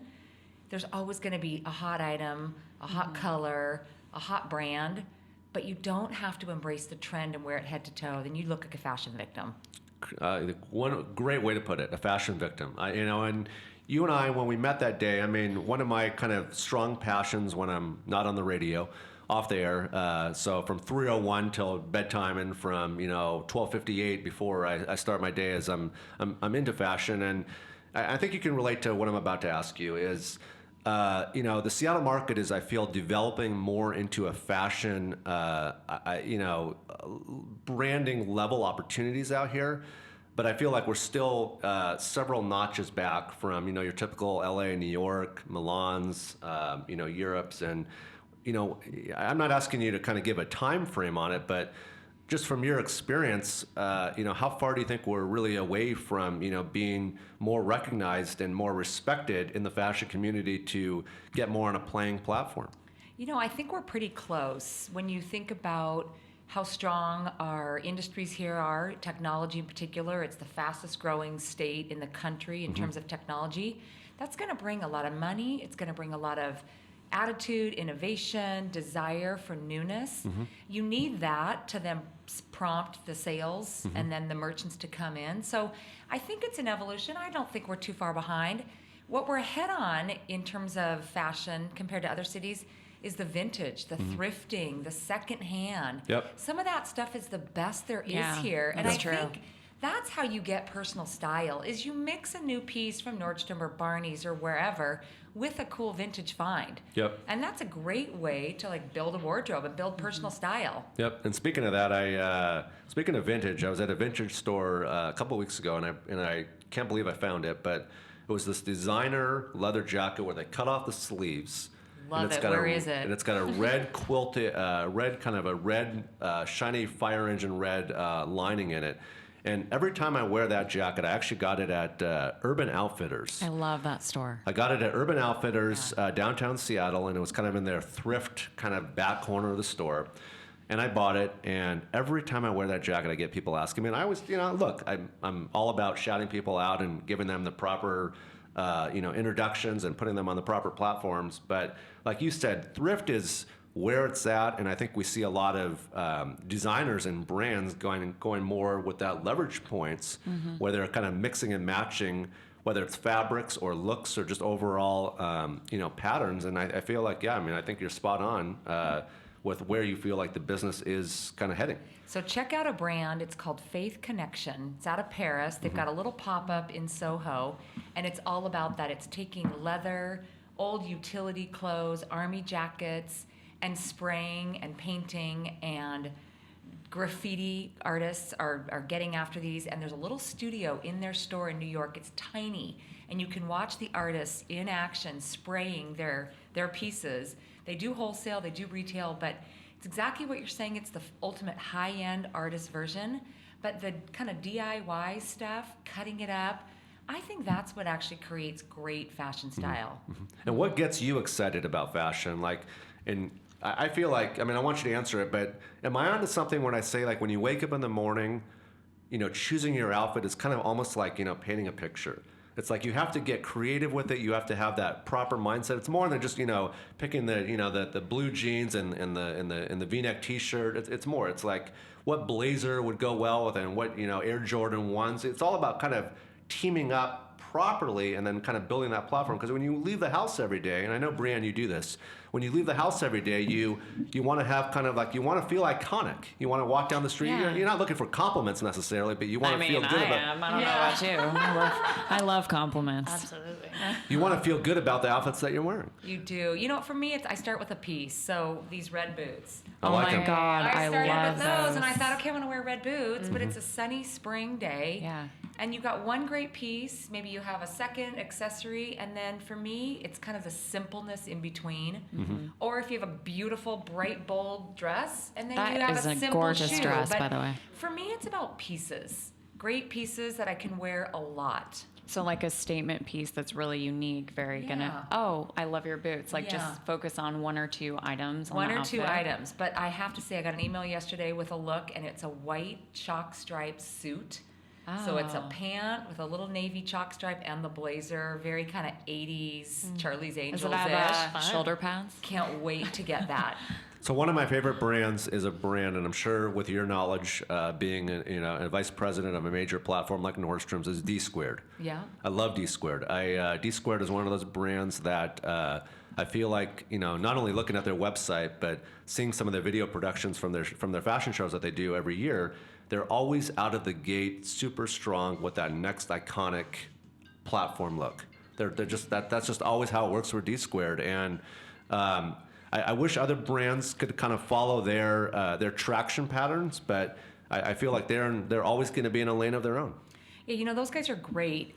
Diesel's another one. Kind of falls off the radar because it's a European, Italian brand, but super strong all the time. The ones I'm loving, the usuals, Gucci, Dior, Chanel, Karl Lagerfeld, those guys are just blazing a trail, and they've been around for a long time, but they're not afraid to do new things. And I think that we can learn so much from both the kind of the luxury, high-end, really high-esteemed fashion designers, Right. but just as much from these street guys. Like, look at Supreme, a Yeah. skateboarder Yeah. that is just killing it, but they're doing it really different. And look at the collaboration they did with Louis Vuitton. Amazing. They did a pop-up shop. Speaking of pop-up shops, they did a pop-up shop in downtown Los Angeles, and they did a $19,000 monogram print. I still want to get the jacket, but I'm going to wait till I can find it for under $1,000 on eBay or one of those platforms. But they did a red monogram. I'm sure you saw it. They did a men's red leather jacket, Supreme collaboration with Louis Vuitton, and the thing sold out in under a minute. Amazing. Yeah. Harris, I had no idea you knew so much about fashion. I know, You're astounding me here. You know what happened? I think it was yesterday. We all got to check out. Is Rick Owens did a collaboration with Birkenstocks. So you might think that you're kind of sick of Birkenstocks. They're hippy dippy, but they're super functional. But when Rick Owens gets his hands on them, and it just launched yesterday, so make a note of that one. And when will you have those, or when will you have those in the closet? So next time you come in. Well, I'm gonna do that as soon as I walk out of here, and Good. I'll have I them bet in you the will, closet Loretta. next week. Yep. What? So you obviously you're all about evolving your brand and your awareness and just kind of your whole just your whole kind of day-to-day point-to-point executional measurements, Loretta. So you have a large, very successful consulting business. And I want to get into that right now and just talk about some of your clients. You're always speaking and you're always going out and having platforms to not only in fashion, but other things. And I'm really excited to get into this kind of subject matter and hear about some of the clients that you're working with and some of the projects you're doing. Yeah, so when I left Nordstrom, I didn't know what I was going to do, and I didn't really know that I was going to start my own business, but I was fortunate enough to have my phone ring off the hook. And all these old clients of mine, when I had the big job at Nordstrom, were calling desperate, like, oh my God, now what are we going to do? And it wasn't that I was delivering orders to them, but I was actually partnering with them and helping mutually grow our business. Right. So because of that, I actually organically started my own business. So really the types of clients I'm working with today range from men's luxury accessories to activewear to cheap and cheerful jewelry and women's apparel. So it's kind of a range, and I'm really just helping them figure out how to grow. It sounds so obvious, but people today in the world of fashion and consumer get a little handicapped. They think, oh my God, business is terrible. It's all going online. There's so much competition. What do I do? It really, if you just break it down, there's really some common things that you can apply and find ways to grow. Yep. So that kind of leads me to the next kind of, and I want to stay on your consulting company, but how do you feel like Essence.com, are you familiar with Essence.com out of Montreal? They're a huge luxury designer brand, and then Luis Avia Roma, which is out of Milan. The two huge platforms for luxury fashion, and I frequently check out their websites just to kind of see the new Balmain and the new D Squared and the new Mr. Completely's and 5-4s and these different brands that are attracting a lot of new buyers, not only overseas but here, and how they're kind of mashing those together. So, Loretta, see, I did it again. So that's what happens sometimes when you have multiple guests here on a live radio show. But We'll Loretta, wear name tags next time, Harris. Yeah. or she just get custom hats so I can just easily, see the names on a hat. You can help us pick out hats for each of us. Yeah. Logo baseball. So, like, Loretta, what would you say, like, on a fashion level, like, what gets you just super amped up and excited on multiple levels, either on the design conversation, on the creative director side, like, from the platform that you've built up, what gets you excited for where fashion is now and where you're ultimately trying to get it to? Well, what's really exciting right now is the use of technology. It sounds so basic, but when they're using technology to create great digital 3D prints or experiences, and it's all about creating kind of a world. Gucci is on fire, but there's good reason why they're on fire. That guy is a genius, and he's creating this like ethereal, magical world through the print advertising, the fashion shows, the product, the stores. The product's looking so much better too. And the stores, it's like you walk into Alice in Wonderland in there. Yep. The people are educated, the product's amazing, but the experience itself. So whether it's fashion stores, accessories, home, for me, it's when it pulls all together. It's the product, the experience, the use of materials, all of that. I can get as excited about going into a store with coffee table books and gorgeous pocket knives as I can a luxury store, the designer floor at Nordstrom. Yeah. And speaking of the designer floor at Nordstrom's, and I've always wanted to ask this question, and you're the first person that I'm asking this question to, honestly. The downtown flagship men's Nordstrom's, and we're not going to focus a lot on Nordstrom's here, but they have a men's designer department down there. And I can't tell you, I mean, I wouldn't even be able to guess how many people are walking by the platinum amount of window displays that they have, whether it's Fifth Avenue or whether it's Pine Street. And I still to this day, and I track it fairly closely. Why haven't they?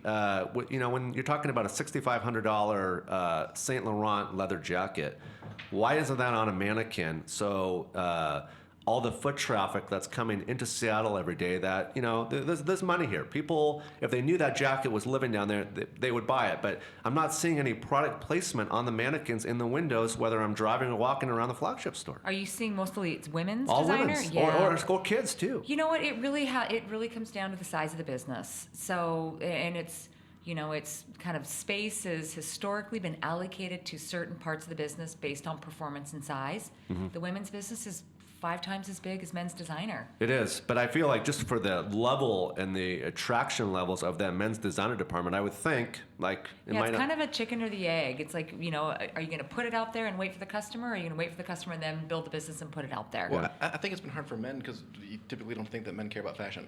Right? I mean, we don't have much of a voice unless you're really passionate like you are, right? I mean, of everyone that you've mentioned so far, obviously I know Gucci, but you mentioned 5.4, right?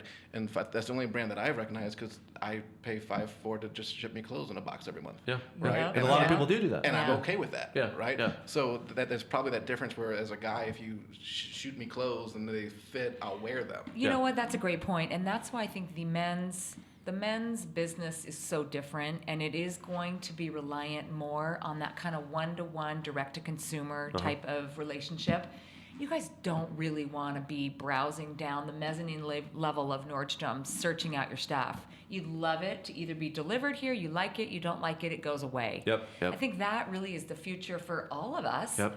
Just as time is our greatest kind of commodity, and I love shopping, but do I want to park, walk in, scour the whole floor? No, I actually want someone to know me, know my style, and even take risks on me and have a showroom of products set up for me. Yep. Or better yet, bring it to my house. Yep. Because I think a lot of people, especially for women, and Lydia, now that I didn't screw up Loretta and Lydia here again, I feel like, and you guys can correct me if I'm wrong, but I feel like when it comes time to women's fashion, you guys, when it comes time to the denim game, like if it's a J brand or if it's a PRPS or if it's a J brand or a Hudson, if that denim fits you properly, that's the denim you're always going to go and get. Absolutely. Yeah, and I wanted to ask you, I mean, do you see fashion kind of transferring over to the tech world completely, or do you see a placement for, the physical experience of shopping? Because I personally love that. And you know what? People ask all that all the time. There's always going to be stores. We're humans. We like contact. We like tactile experiences. We like engaging with other humans. Yeah. Like doing this right here is really fun. It's way more fun than if we were, Skyping or whatever. Yeah. So technology is just going to enable more efficiency. It's going to enable smarter decisions. It's going to enable designers to do things quicker and react better. You're always going to have stores. The stores probably will be different. They should be smaller, with more targeted merchandise, with just more kind of experiential aspects, but you're always going to have stores. We need stores. The problem is we're just overstored in the US. There's just too much of it. When you walk malls and you see these huge anchor department stores, you know, like a Macy's or a JCPenney or a Kohl's or a Dillard's, and they're 200,000 and 300,000 square feet full of product, that's not fun. You don't want to go in there, but you want to go in somewhere that every little thing is special and stands out. Right. And there's just a few of them. Right. And I think Seattle is actually really good for that. Often on the weekends, I'll poke around Capitol Hill, and there's so many great examples of good retail. And they're confined to the best of, because their spaces are small. The rents are expensive, the space is small, the audience is fairly targeted. Yep. And by virtue of that, they have really good focused assortments. And I love that. Yep. I find myself shopping and buying stuff every weekend in these stores in Capitol Hill. And I think it's because they're really doing a good job. Do you have a few favorites over there? I was just going to ask that. Yeah. What I are do on too. your list? You know what? One that comes to mind, and it's not apparel, but I think it's just a beautiful store, is Stock and Pantry. Coffee table books, products, pocket knives. There's a brand in there called Max Polia. He's out of Brooklyn, and he hand makes knives and bottle openers and just cool stuff. And I just think those people in there are brilliant. I think that new Warby Parker is fantastic. Gosh, for clothes, what did we find recently? Well, I guess I would go down further downtown. Baby & Company, I think, is amazing. I think she's one of the best in the business. She's totally old school, Jill that owns that, but she is really good, and she's all about one-on-one personal styling and servicing customers. And she's got an incredible selection. That's what it's about. What is your opinion, kind of on the Top Shop business right now? Because they're continuing to evolve and recreate themselves, and I kind of put them up there on the Zara. I mean, I really do. I feel like Topman and Topshop and Zara are really leading the pack right now on the amount of money that people want to spend to still look good and not spend $5,000 on an outfit. Yeah, you know what? I'm huge fans of both of those, and I was just in both Topshop and Zara in the last week. I think their biggest challenge is staying consistent. They turn, which means they deliver fresh goods to the store so often, probably about 12 to 16 times a year. So that means they turn over their entire store about every month. Wow. Yeah. So you can imagine the challenge that they have from a design perspective, trying to just be on all the time and the amount of collections they have. But I think right now they're doing a great job. It's a go-to for me to supplement. Again, it's all about personal style. Yep. So if you wear a designer belt or a designer jacket, throw in an inexpensive, seasonal pair of pants or a blouse or a top or a dress. I think that's how we all want to shop and live. It's the high-low thing. We call it kind of the bookends. The low and the high, and then make it all work in the middle. And I think they're both doing a great job. So what kind of dress should I be shopping for? Is that a Good question, Aaron. A hot pink one with a cold shoulder. I want that. I find that my older vintage pieces are the ones that I get the most compliments on, and I love going to places like Zara and all those just to get the new hot trendy thing like you're saying, and it's inexpensive, and when it goes out of season in a month, then it's like, okay, give it to one of my girlfriends or something. So Yeah, you know what, the other thing we haven't really talked about is the impact of social media. oh yeah. I was getting into that actually, but please. You're wearing this stuff and getting photographed often. God forbid you're actually in the I same need outfit to start twice. being paid. Yeah. So that's why you need to have options like Zara and H&M maybe or Topshop, Topman, whatever, because you got to keep it really frequent. I go to a lot of events, right? And I'll wear a cute dress. And I can't wear the same damn dress every day, right? You can't. And I feel like, one of the things that I personally like to kind of get off the Zara conversation, but Zara is consistent on their fits. So for someone that wants to have kind of a fitted blazer that's not looking to have a lot of room, that may want to do a little bit of layering or might want to just wear it under, a V-neck T-shirt, if you're a size 38 or a size 40 or whatever size you are in Zara's layout, you know that the fit is always going to be there. Yep. And I think that's super, important, that I think a lot of brands will, purposely sometimes kind of disappoint their clientele and their customer base and come out with a new season and a new line, and it just won't fit the way people expect it to fit, whether it's denim or whether it's designer wear or streetwear. So. What was the last city you were in? Because I know you travel quite a bit, and I'm really kind of, that's what kind of gets me, is, super excited, Loretta, is, you're traveling, and we talked about it earlier, but we didn't talk about kind of like the amount of cities that you're in and out of. So where were you last, and where's your next venture? Yeah, I was going to say, I'll tell you where I was last, only if I can tell you where I'm going next. I would like to hear both, yes. So last I was in Winnipeg. Wow. Anyone been up to Winnipeg. Winnipeg? I've never Yes. been there. Whew. Winnipeg is not the fashion metropolis, It's but not. they are some of the nicest people on the planet. It takes about as long as it takes to get to Europe to get to Winnipeg. Wow. And when I was there, I walked out the door and I think it was 8 degrees. But you know what? Best people, great client, huge, great business, so no complaints. Wow. Where I'm going to New York probably in the next week or 2. But more importantly, our family is going to Japan for Exciting. 10 days, That's which we've never awesome. been to. Yeah, that'll be great. And Lydia here, didn't you spend some time I there? lived there for 2 Oh, years. you did? Yes. Great. I can Where get in some- Japan are you going? We're going to Tokyo and Kyoto. Awesome. Kyoto is something else. It is excited. it's absolutely mystical and wonderful. You're gonna can't love wait. it. Yeah. Yes. Let Lydia here act as your on-air personal concierge for the love next 30 it. seconds here, if you guys want to give some hot spots here in Japan until we get to the next subject. So if you have 1 or 2 spots here, Lydia, to tell Loretta, then Absolutely. Oh please. my gosh, and I'm gonna forget all the names. Kyoto is amazing because it used to be the capital of Japan, right? So there's all these old temples and shrines, and you kind of just have to pick a neighborhood and dissect it day by day. That's what I've been told. Yeah. But just walk everywhere. And I forget the name. There's a temple area that has all the orange. Yeah, I've seen that. Yes, absolutely phenomenal. Go hike, take a morning or an evening, and just go hiking up there. It's absolutely phenomenal. Great. And then the food, if you love food, you have to go to Japan. We It's do. amazing there. Just try everything. Don't think twice about it. Just do it. Okay, good. I love it. Thank you. Absolutely. Yeah, Loretta, great. I'm going to give you a shopping list too. Good. Can you bring me back some green tea? Because I was telling them I'm a tea that'll snob. That'll be hard to find, Yeah. but I'll find it. Jasmine green tea. So thanks to my amazing assistant here and producer of the show, Erica. She gave me some great show prep. And one thing that really stood out to me here, Loretta, was, and you mentioned on it earlier, was just kind of the information age side of the conversation and how social media, ties into that. And I like what I'm seeing here. Style is no longer a dictatorship. Fans will become experts who are expressive with their personal style and excited to share it. So let's just touch on that. I think that's powerful, and I think that really relates to a lot of people. Yeah, you know what? It's really empowering for consumers, but it's also threatening for brands.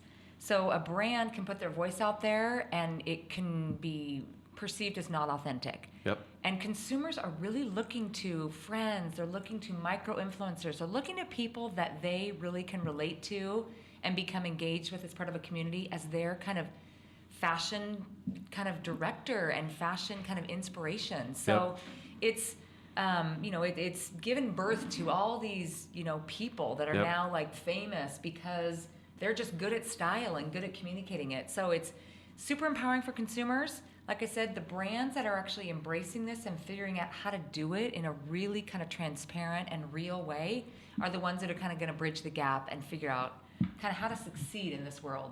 And then another thing too that I like that I see here in my show prepper, trends are impossible to keep up with, which is definitely understandable and don't always apply to most consumers. But rather than try to understand them and adopt them, consumers kind of throw their hands up and simply just they don't purchase. They just kind of give up. You know what? That's what happened. I have to say, in my last couple years in that big job at Nordstrom, our business got really tough.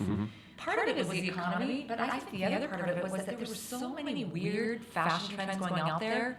Whether it was like Mad Men plaid for women, or like like this overt, like super floral, like over the top dresses, and kimonos in Seattle during the day. I mean, it's like, come on, people, who's going to wear that? Yeah. So I think the fashion industry did it to themselves, where none of these things actually really transferred into real life, day in and day out, women that actually have an income, have a job, have a life. Right. I remember, when I was early in my career and I felt like I had to wear the fashion trends, and I'd be driving to work in San Francisco and I'd need gas.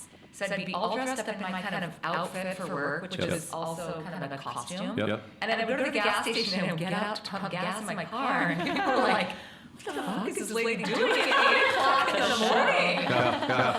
It was like, okay, enough of that. And it's funny that I can spot a Nordstrom girl on the street like in about a second, because they still are a little bit a slave to the fashion trend, as opposed to just girls, just wear what's comfortable, wear what works on your body and in your life with your look. So you go through some of the fashion magazines online or print publications, and I'll be like, that trend's not for me. Yep. Pastels, that's not for me. Those colors do not look good on me. I'm not going to wear them. Yep. Or the big prairie floral thing. That's not me either. I'm like running through a field. Yeah. And the wide-shouldered plaid blazer. I already have white shoulders. I don't need wider. Yep. So there's you gotta figure out what works for you, and then I think you kind of move past what's trending, and again go for these great signature items. Yep. Spend a lot on them. Know you're gonna have forever, or just go to the Zara shop and buy them, wear them, enjoy it, have fun, and move on. Or take advantage of the Nordstrom policy and take the tags off and 47 times, and if you have to return it. It's really not that easy anymore. Oh, they made it harder now. It's hard. Yeah. Well, Are you familiar with the Amazon Echo look? What's it called? Echo Yes, look. I am. So What is that? Tell me about the that. Echo look is an Amazon device that put in your closet, and you take a picture every day of whatever outfit you're wearing, and then they judge you like whether or not you're wearing the right outfit and things of that nature, right? Yeah, and they're gonna start to see what you're wearing. And then start to go, you know what, no, or yes, or I think I should buy this. So they're gonna kind of try and augment your wardrobe based on what they see wearing. Really? So It's like a website that'll hot or not, or it's like yes or no, thumbs up. You can put on an outfit, and you can take a picture of the two outfits, tell you which you're supposed to wear, right? And so there's some Who's the people with the opinion? What if it's the man behind the curtain. You know what it is? I mean, is it single? Yeah. Is it cute? Cute. Does he actually come out? Do we get to meet him? Is he tall, dark, and handsome?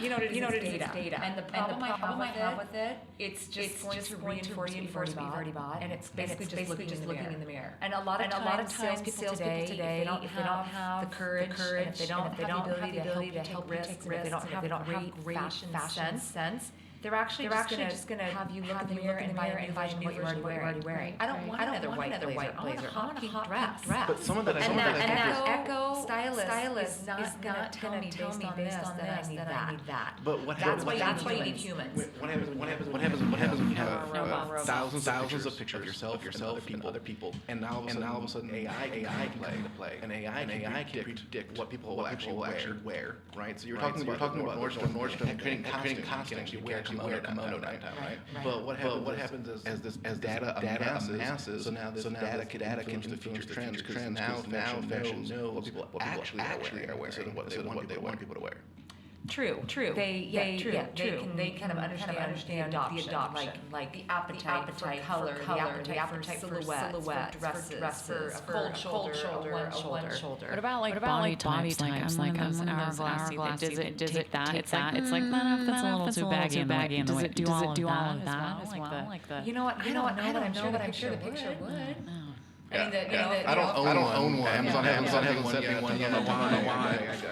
Would you utilize? Would I utilize? Maybe. Or does it do like facial hair too? Is it like grow out 2 more inches? That's what it really. November. Where's the technology in beard growing?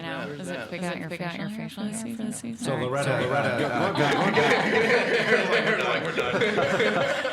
You're done. you mentioned earlier about, and I completely agree with you, Gucci brought on brought on a new creative director that's completely done a 360 with the brand. Completely, you see it at Nordstrom, you see it at Gucci store, you see it online, that the brand is looking better than it's ever looked before. But putting Gucci aside, what are some other brands that are emerging that you're currently excited about, or some brands that this would actually get me excited. Some brands that for men or women that haven't really gotten the correct platform to come out yet, but that you're aware of that. Give us a little sneak preview.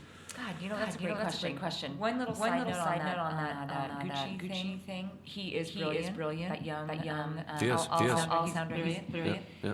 The CEO that's running that company, I think, is blazing a trail. He's no stranger to the business. He's been around a long time. He's surrounding himself by a ton of young, innovative people and shaking up the company. He's looking for design, contract design, and people all over the world. He knows that people don't necessarily want to work in one place full time, 100% of the time. And he's not afraid to break down barriers and do the business differently. And I think a lot of CEOs and people running big businesses can take a lesson out of that. And understand that talented people are sitting in coffee shops. They're sitting in libraries. They're sitting in their home. They're working in the middle of the night. They're not working 9 to 5 in a corporate office with cubby. A cubicle. They're not doing that anymore. So brands I love, sneak previews. God, I'm blanking right now. That's by the way. I liked you. This is old vintage. Capitol Hill. No, this is old LA. Yeah. Can I just say, can we be friends? Because I really like your outfits, and I want to go shopping with you. Some sneak peeks, it's more stores, and then the little brand stores. And I tend to travel a lot when I travel.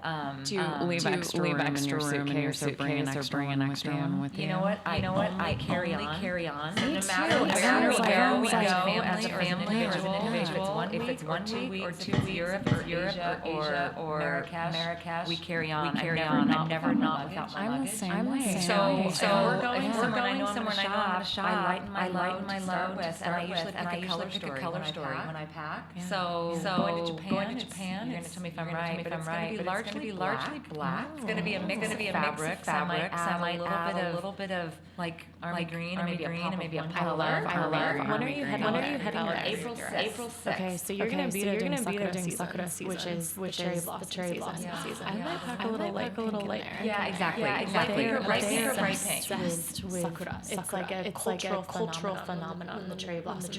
I hope you get to experience. It's gonna be incredible. I hope so too. Send us I photos. I will.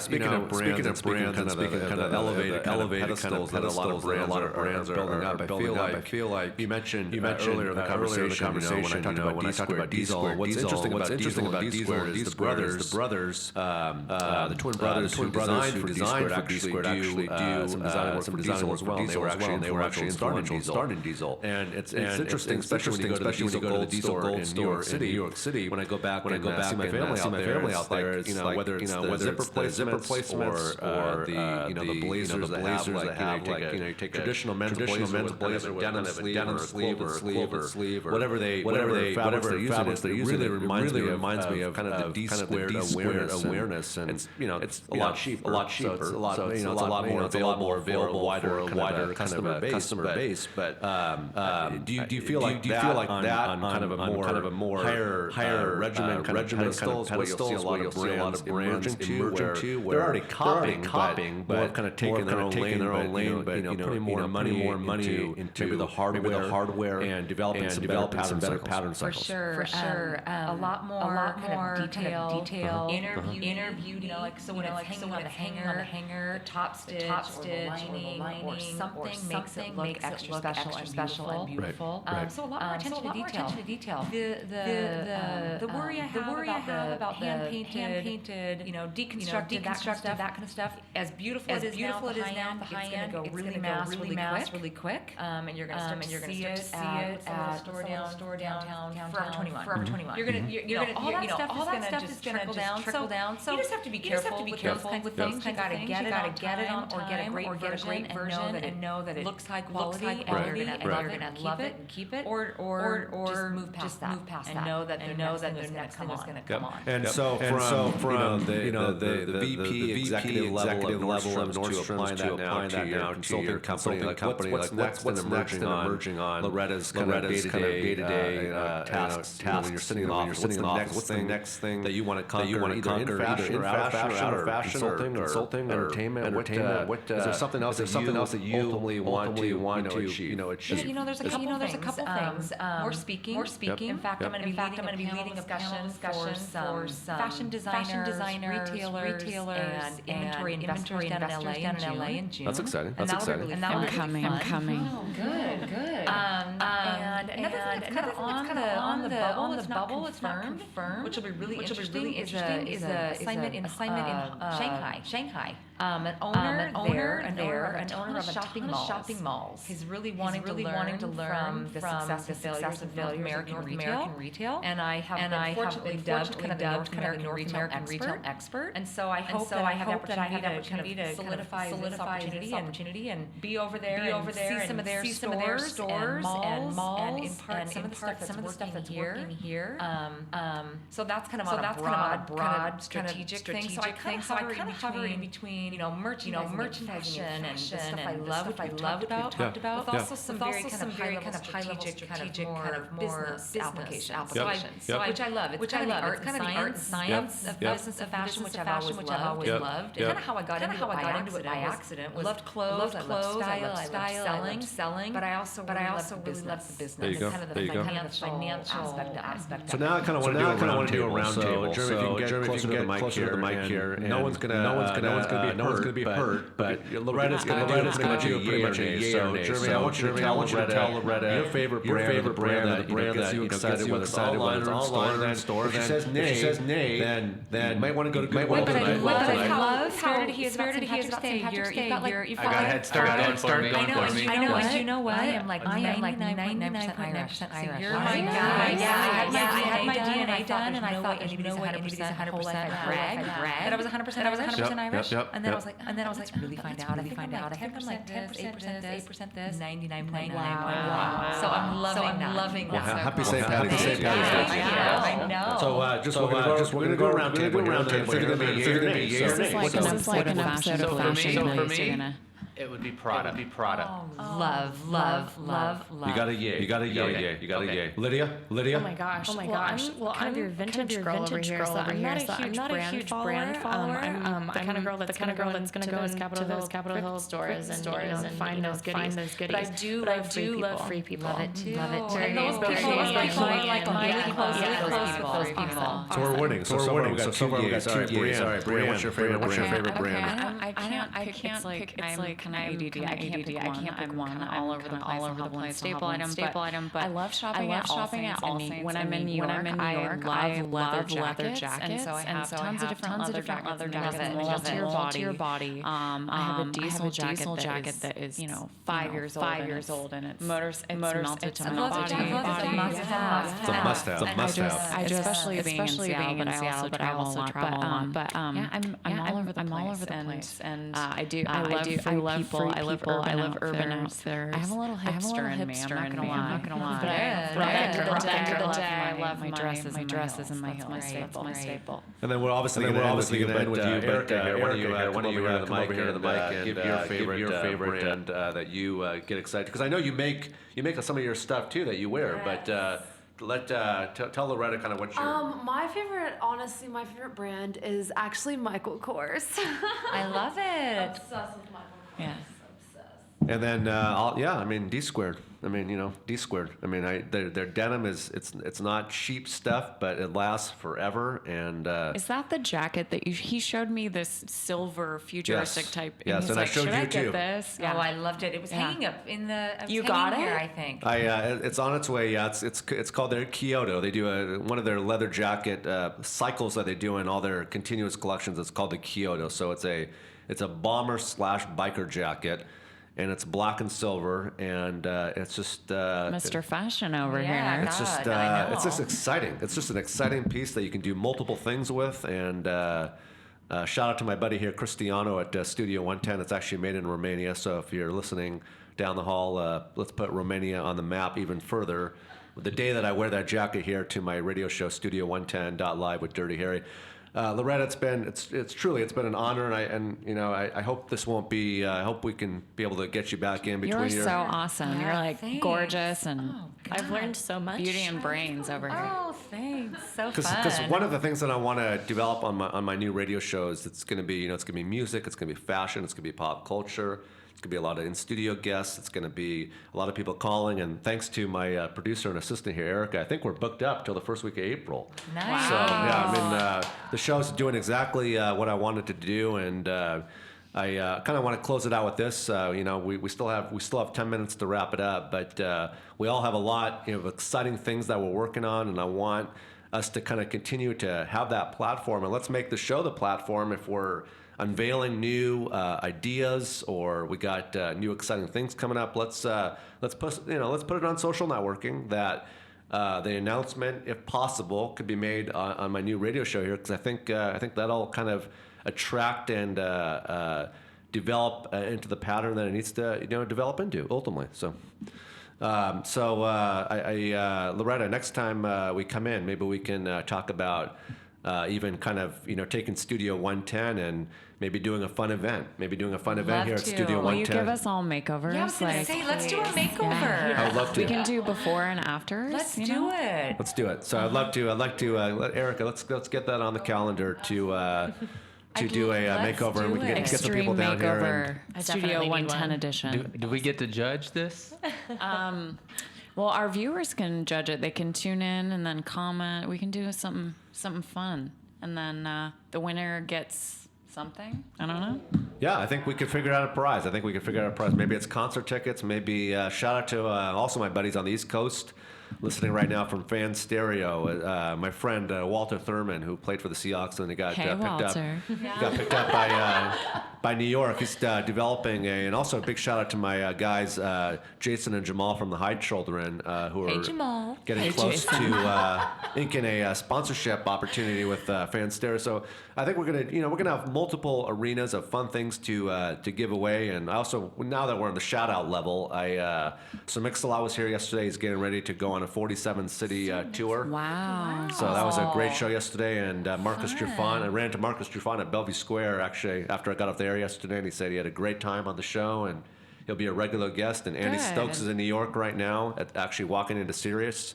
He's got for 2 weeks straight, he's got the #1 song right now on the charts. It's called Best Day Ever, and their next song that they're leading up with after that is a new song with Snoop Dogg. So it's pretty cool to Isn't have a he local. your friend too, Snoop Dogg? He is. Yeah. He is. He is a You very guys good friend. You guys Can I hang ask out. you a question? Sure. What's the most meaningful interview you've ever experienced? Great question. Thank you, Lydia. I'll be able to answer the most meaningful and the one that I wish could have ended quicker. Oh, I like that. All The in one. pros. Yeah. I would say, it's between either two things. It's either Jay-Z or it's Snoop Dogg. Okay. Jay-Z is just one of those guys. He's extremely humble, and he opens up when he wants to open up, and he's just the knowledge and the years of commitment that he had, not only to Def Jam but to the fashion side, to the Rockaware, and to to the different brands that he's worked with. I would say Jay-Z. I would say Snoop. And then one of the experiences that I almost had to literally abort mission at 5:00 in the afternoon was Kanye West. Oh, really? Yeah. Kanye West was in the studio with me, and this was a couple years ago, and he I asked, I'll tell you the whole story. We have, how many minutes do we have here? We have, I love this. we have 7 minutes here. So Kanye West is in the studio, and I asked him, I said, so what do you think of Seattle? And his manager at the time was a guy named Don C. Was sitting to his left, and then his bodyguard was sitting to his right. And I had to ask him a few different times, what do you think of Seattle? And it got so out of hand that eventually his bodyguard and his manager had to take their elbows and elbow him, like, to answer my question. He We were wouldn't live, answer your yeah, question? We It was wouldn't have just live the radio. crickets? Wow. So he said, his answer to me was, he says, Dirty Harry, the thing right now that's really on my mind is styling my new Victorian style mansion down in South Beach, Miami. And I said, well, What? that's okay. That's okay. But that wasn't my question. Like, I get that you're thinking about your Miami mansion and styling it, but I want to know what you think of Seattle. You know, I'm trying to open it up. I'm trying to be respectful. So that kind of, got under me a little bit. And then then where it got really bad was he brought me in a record to play on the radio, and it wasn't an edited copy. So I think he expected me to play a dirty sounding record with multiple levels of profanity in the record on the radio. And I said, I'm not going to do it. I refuse to do it. I'm not going to do it. And he says, well, I'll bleep them out, and because I can bleep them out perfectly. And I said, well, no, it's something in radio, you have time delays. So there's no way you'll be able to, match up the 18 seconds where the song is being played and how it's going from, the control studio out to people's speakers. To edit it when you're listening to it. Yeah, it's never going to happen. So it just got worse and worse. And I thought to myself, you know what? We can do a few things here. We can carry on with the interview. I can just tell the guys I want to go right to commercials, just go right to commercials and abort mission. Or we can, just start, pulling records off the radio station and telling every other, Clear Channel, iHeart radio station around the country that this happened, and probably wouldn't get the best, taste in their mouth after that type of experience. So you know what? We carried on with the interview, and I ran into him a few times. Did you play the record, the unedited? No. Okay. No. So nobody got in trouble. Refused to play the record because, if the FCC catches you playing a record, I mean, it could be, $300,000 fine. The station's licensing can be a jeopardy, and I'm just not in that business to put people at risk. I'm just not going to do it. So I would say Kanye was on the minus list. And on the plus list, I would say Snoop Dogg and Jay-Z. Rihanna was a great interview. Lady Gaga was a great interview. I love Lady Gaga. And we're up there too, What about right? Katy Perry? I mean, Katy Perry, I actually did. I didn't interview her, but I met Katy Perry in Las Vegas once, and she's really nice. She's kind of warming up. Yeah, she was people on very American nice. Idol. Yeah. I didn't recognize her when I saw the commercial the Admittedly, other we're day. watching that. Yep. Yeah. So hopefully that answered your question. Yeah, thank you. My pleasure, and I want to kind of close it out with this. I think today has been another amazing show too, and just I'm super excited for my new opportunity here at Studio 110 Live. It's like where radio is going and where it needs to go is on the platform that I'm building out here. People don't want to be listening to commercials in their cars. People aren't necessarily huge fans of tight playlists where they're going to hear that same song in rotation every 18 to 22 minutes on the radio.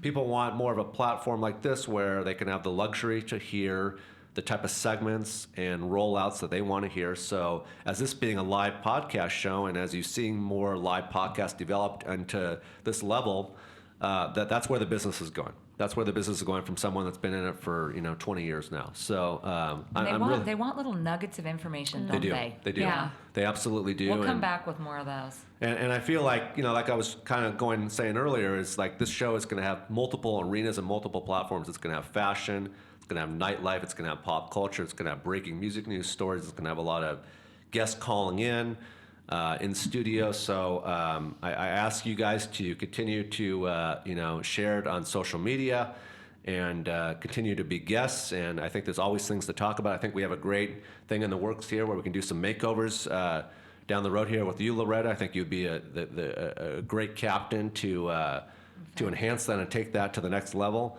I want to thank everybody. I want to thank my producer and my assistant Erica here for Erica, you rock. For literally, like I give her tasks and I have her help me with things, and she just amazing too, she just by the way. at 11:40 at night she's texting me saying she needs she has a question, And I usually always turn my ringer when I go to sleep, and now I keep my ringer out because if she calls or texts at 11:30, I know I have to respond back. And my buddy Jeremy here from Popeye Energy drink. I know. Is that what these?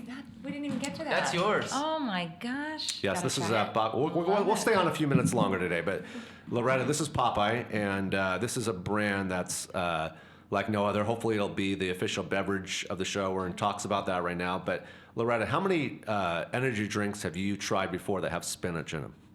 None. And I'm a big believer in spinach. I had a big, huge thing of spinach this morning. They're still Is discovering this the health gonna make me benefits of like it. go to the moon and back? So this is obviously I mean, I loaded don't in know. B vitamins, so possibly there. But what sets it apart is our caffeine is naturally extracted from tea leaves and green coffee bean extract. How many milligrams are in this? Is this it's one serving? 10 milligrams of caffeine per ounce. So on a What does 16 that ounce mean? can, so 160. I'm bad at math, so. here's what. So doctors have shared out there that you want to keep it 400 or less. So you could, in a sense, drink 2.5 in a day, but you're definitely, that's going to be team no sleep. Each Yeah. can is about 2 cups of coffee. So think of the Oh. equivalent there. Gotcha. Got it. So thank you, Jeremy, and I'm sure Yes. you'll be back on my show on Monday. Love to be.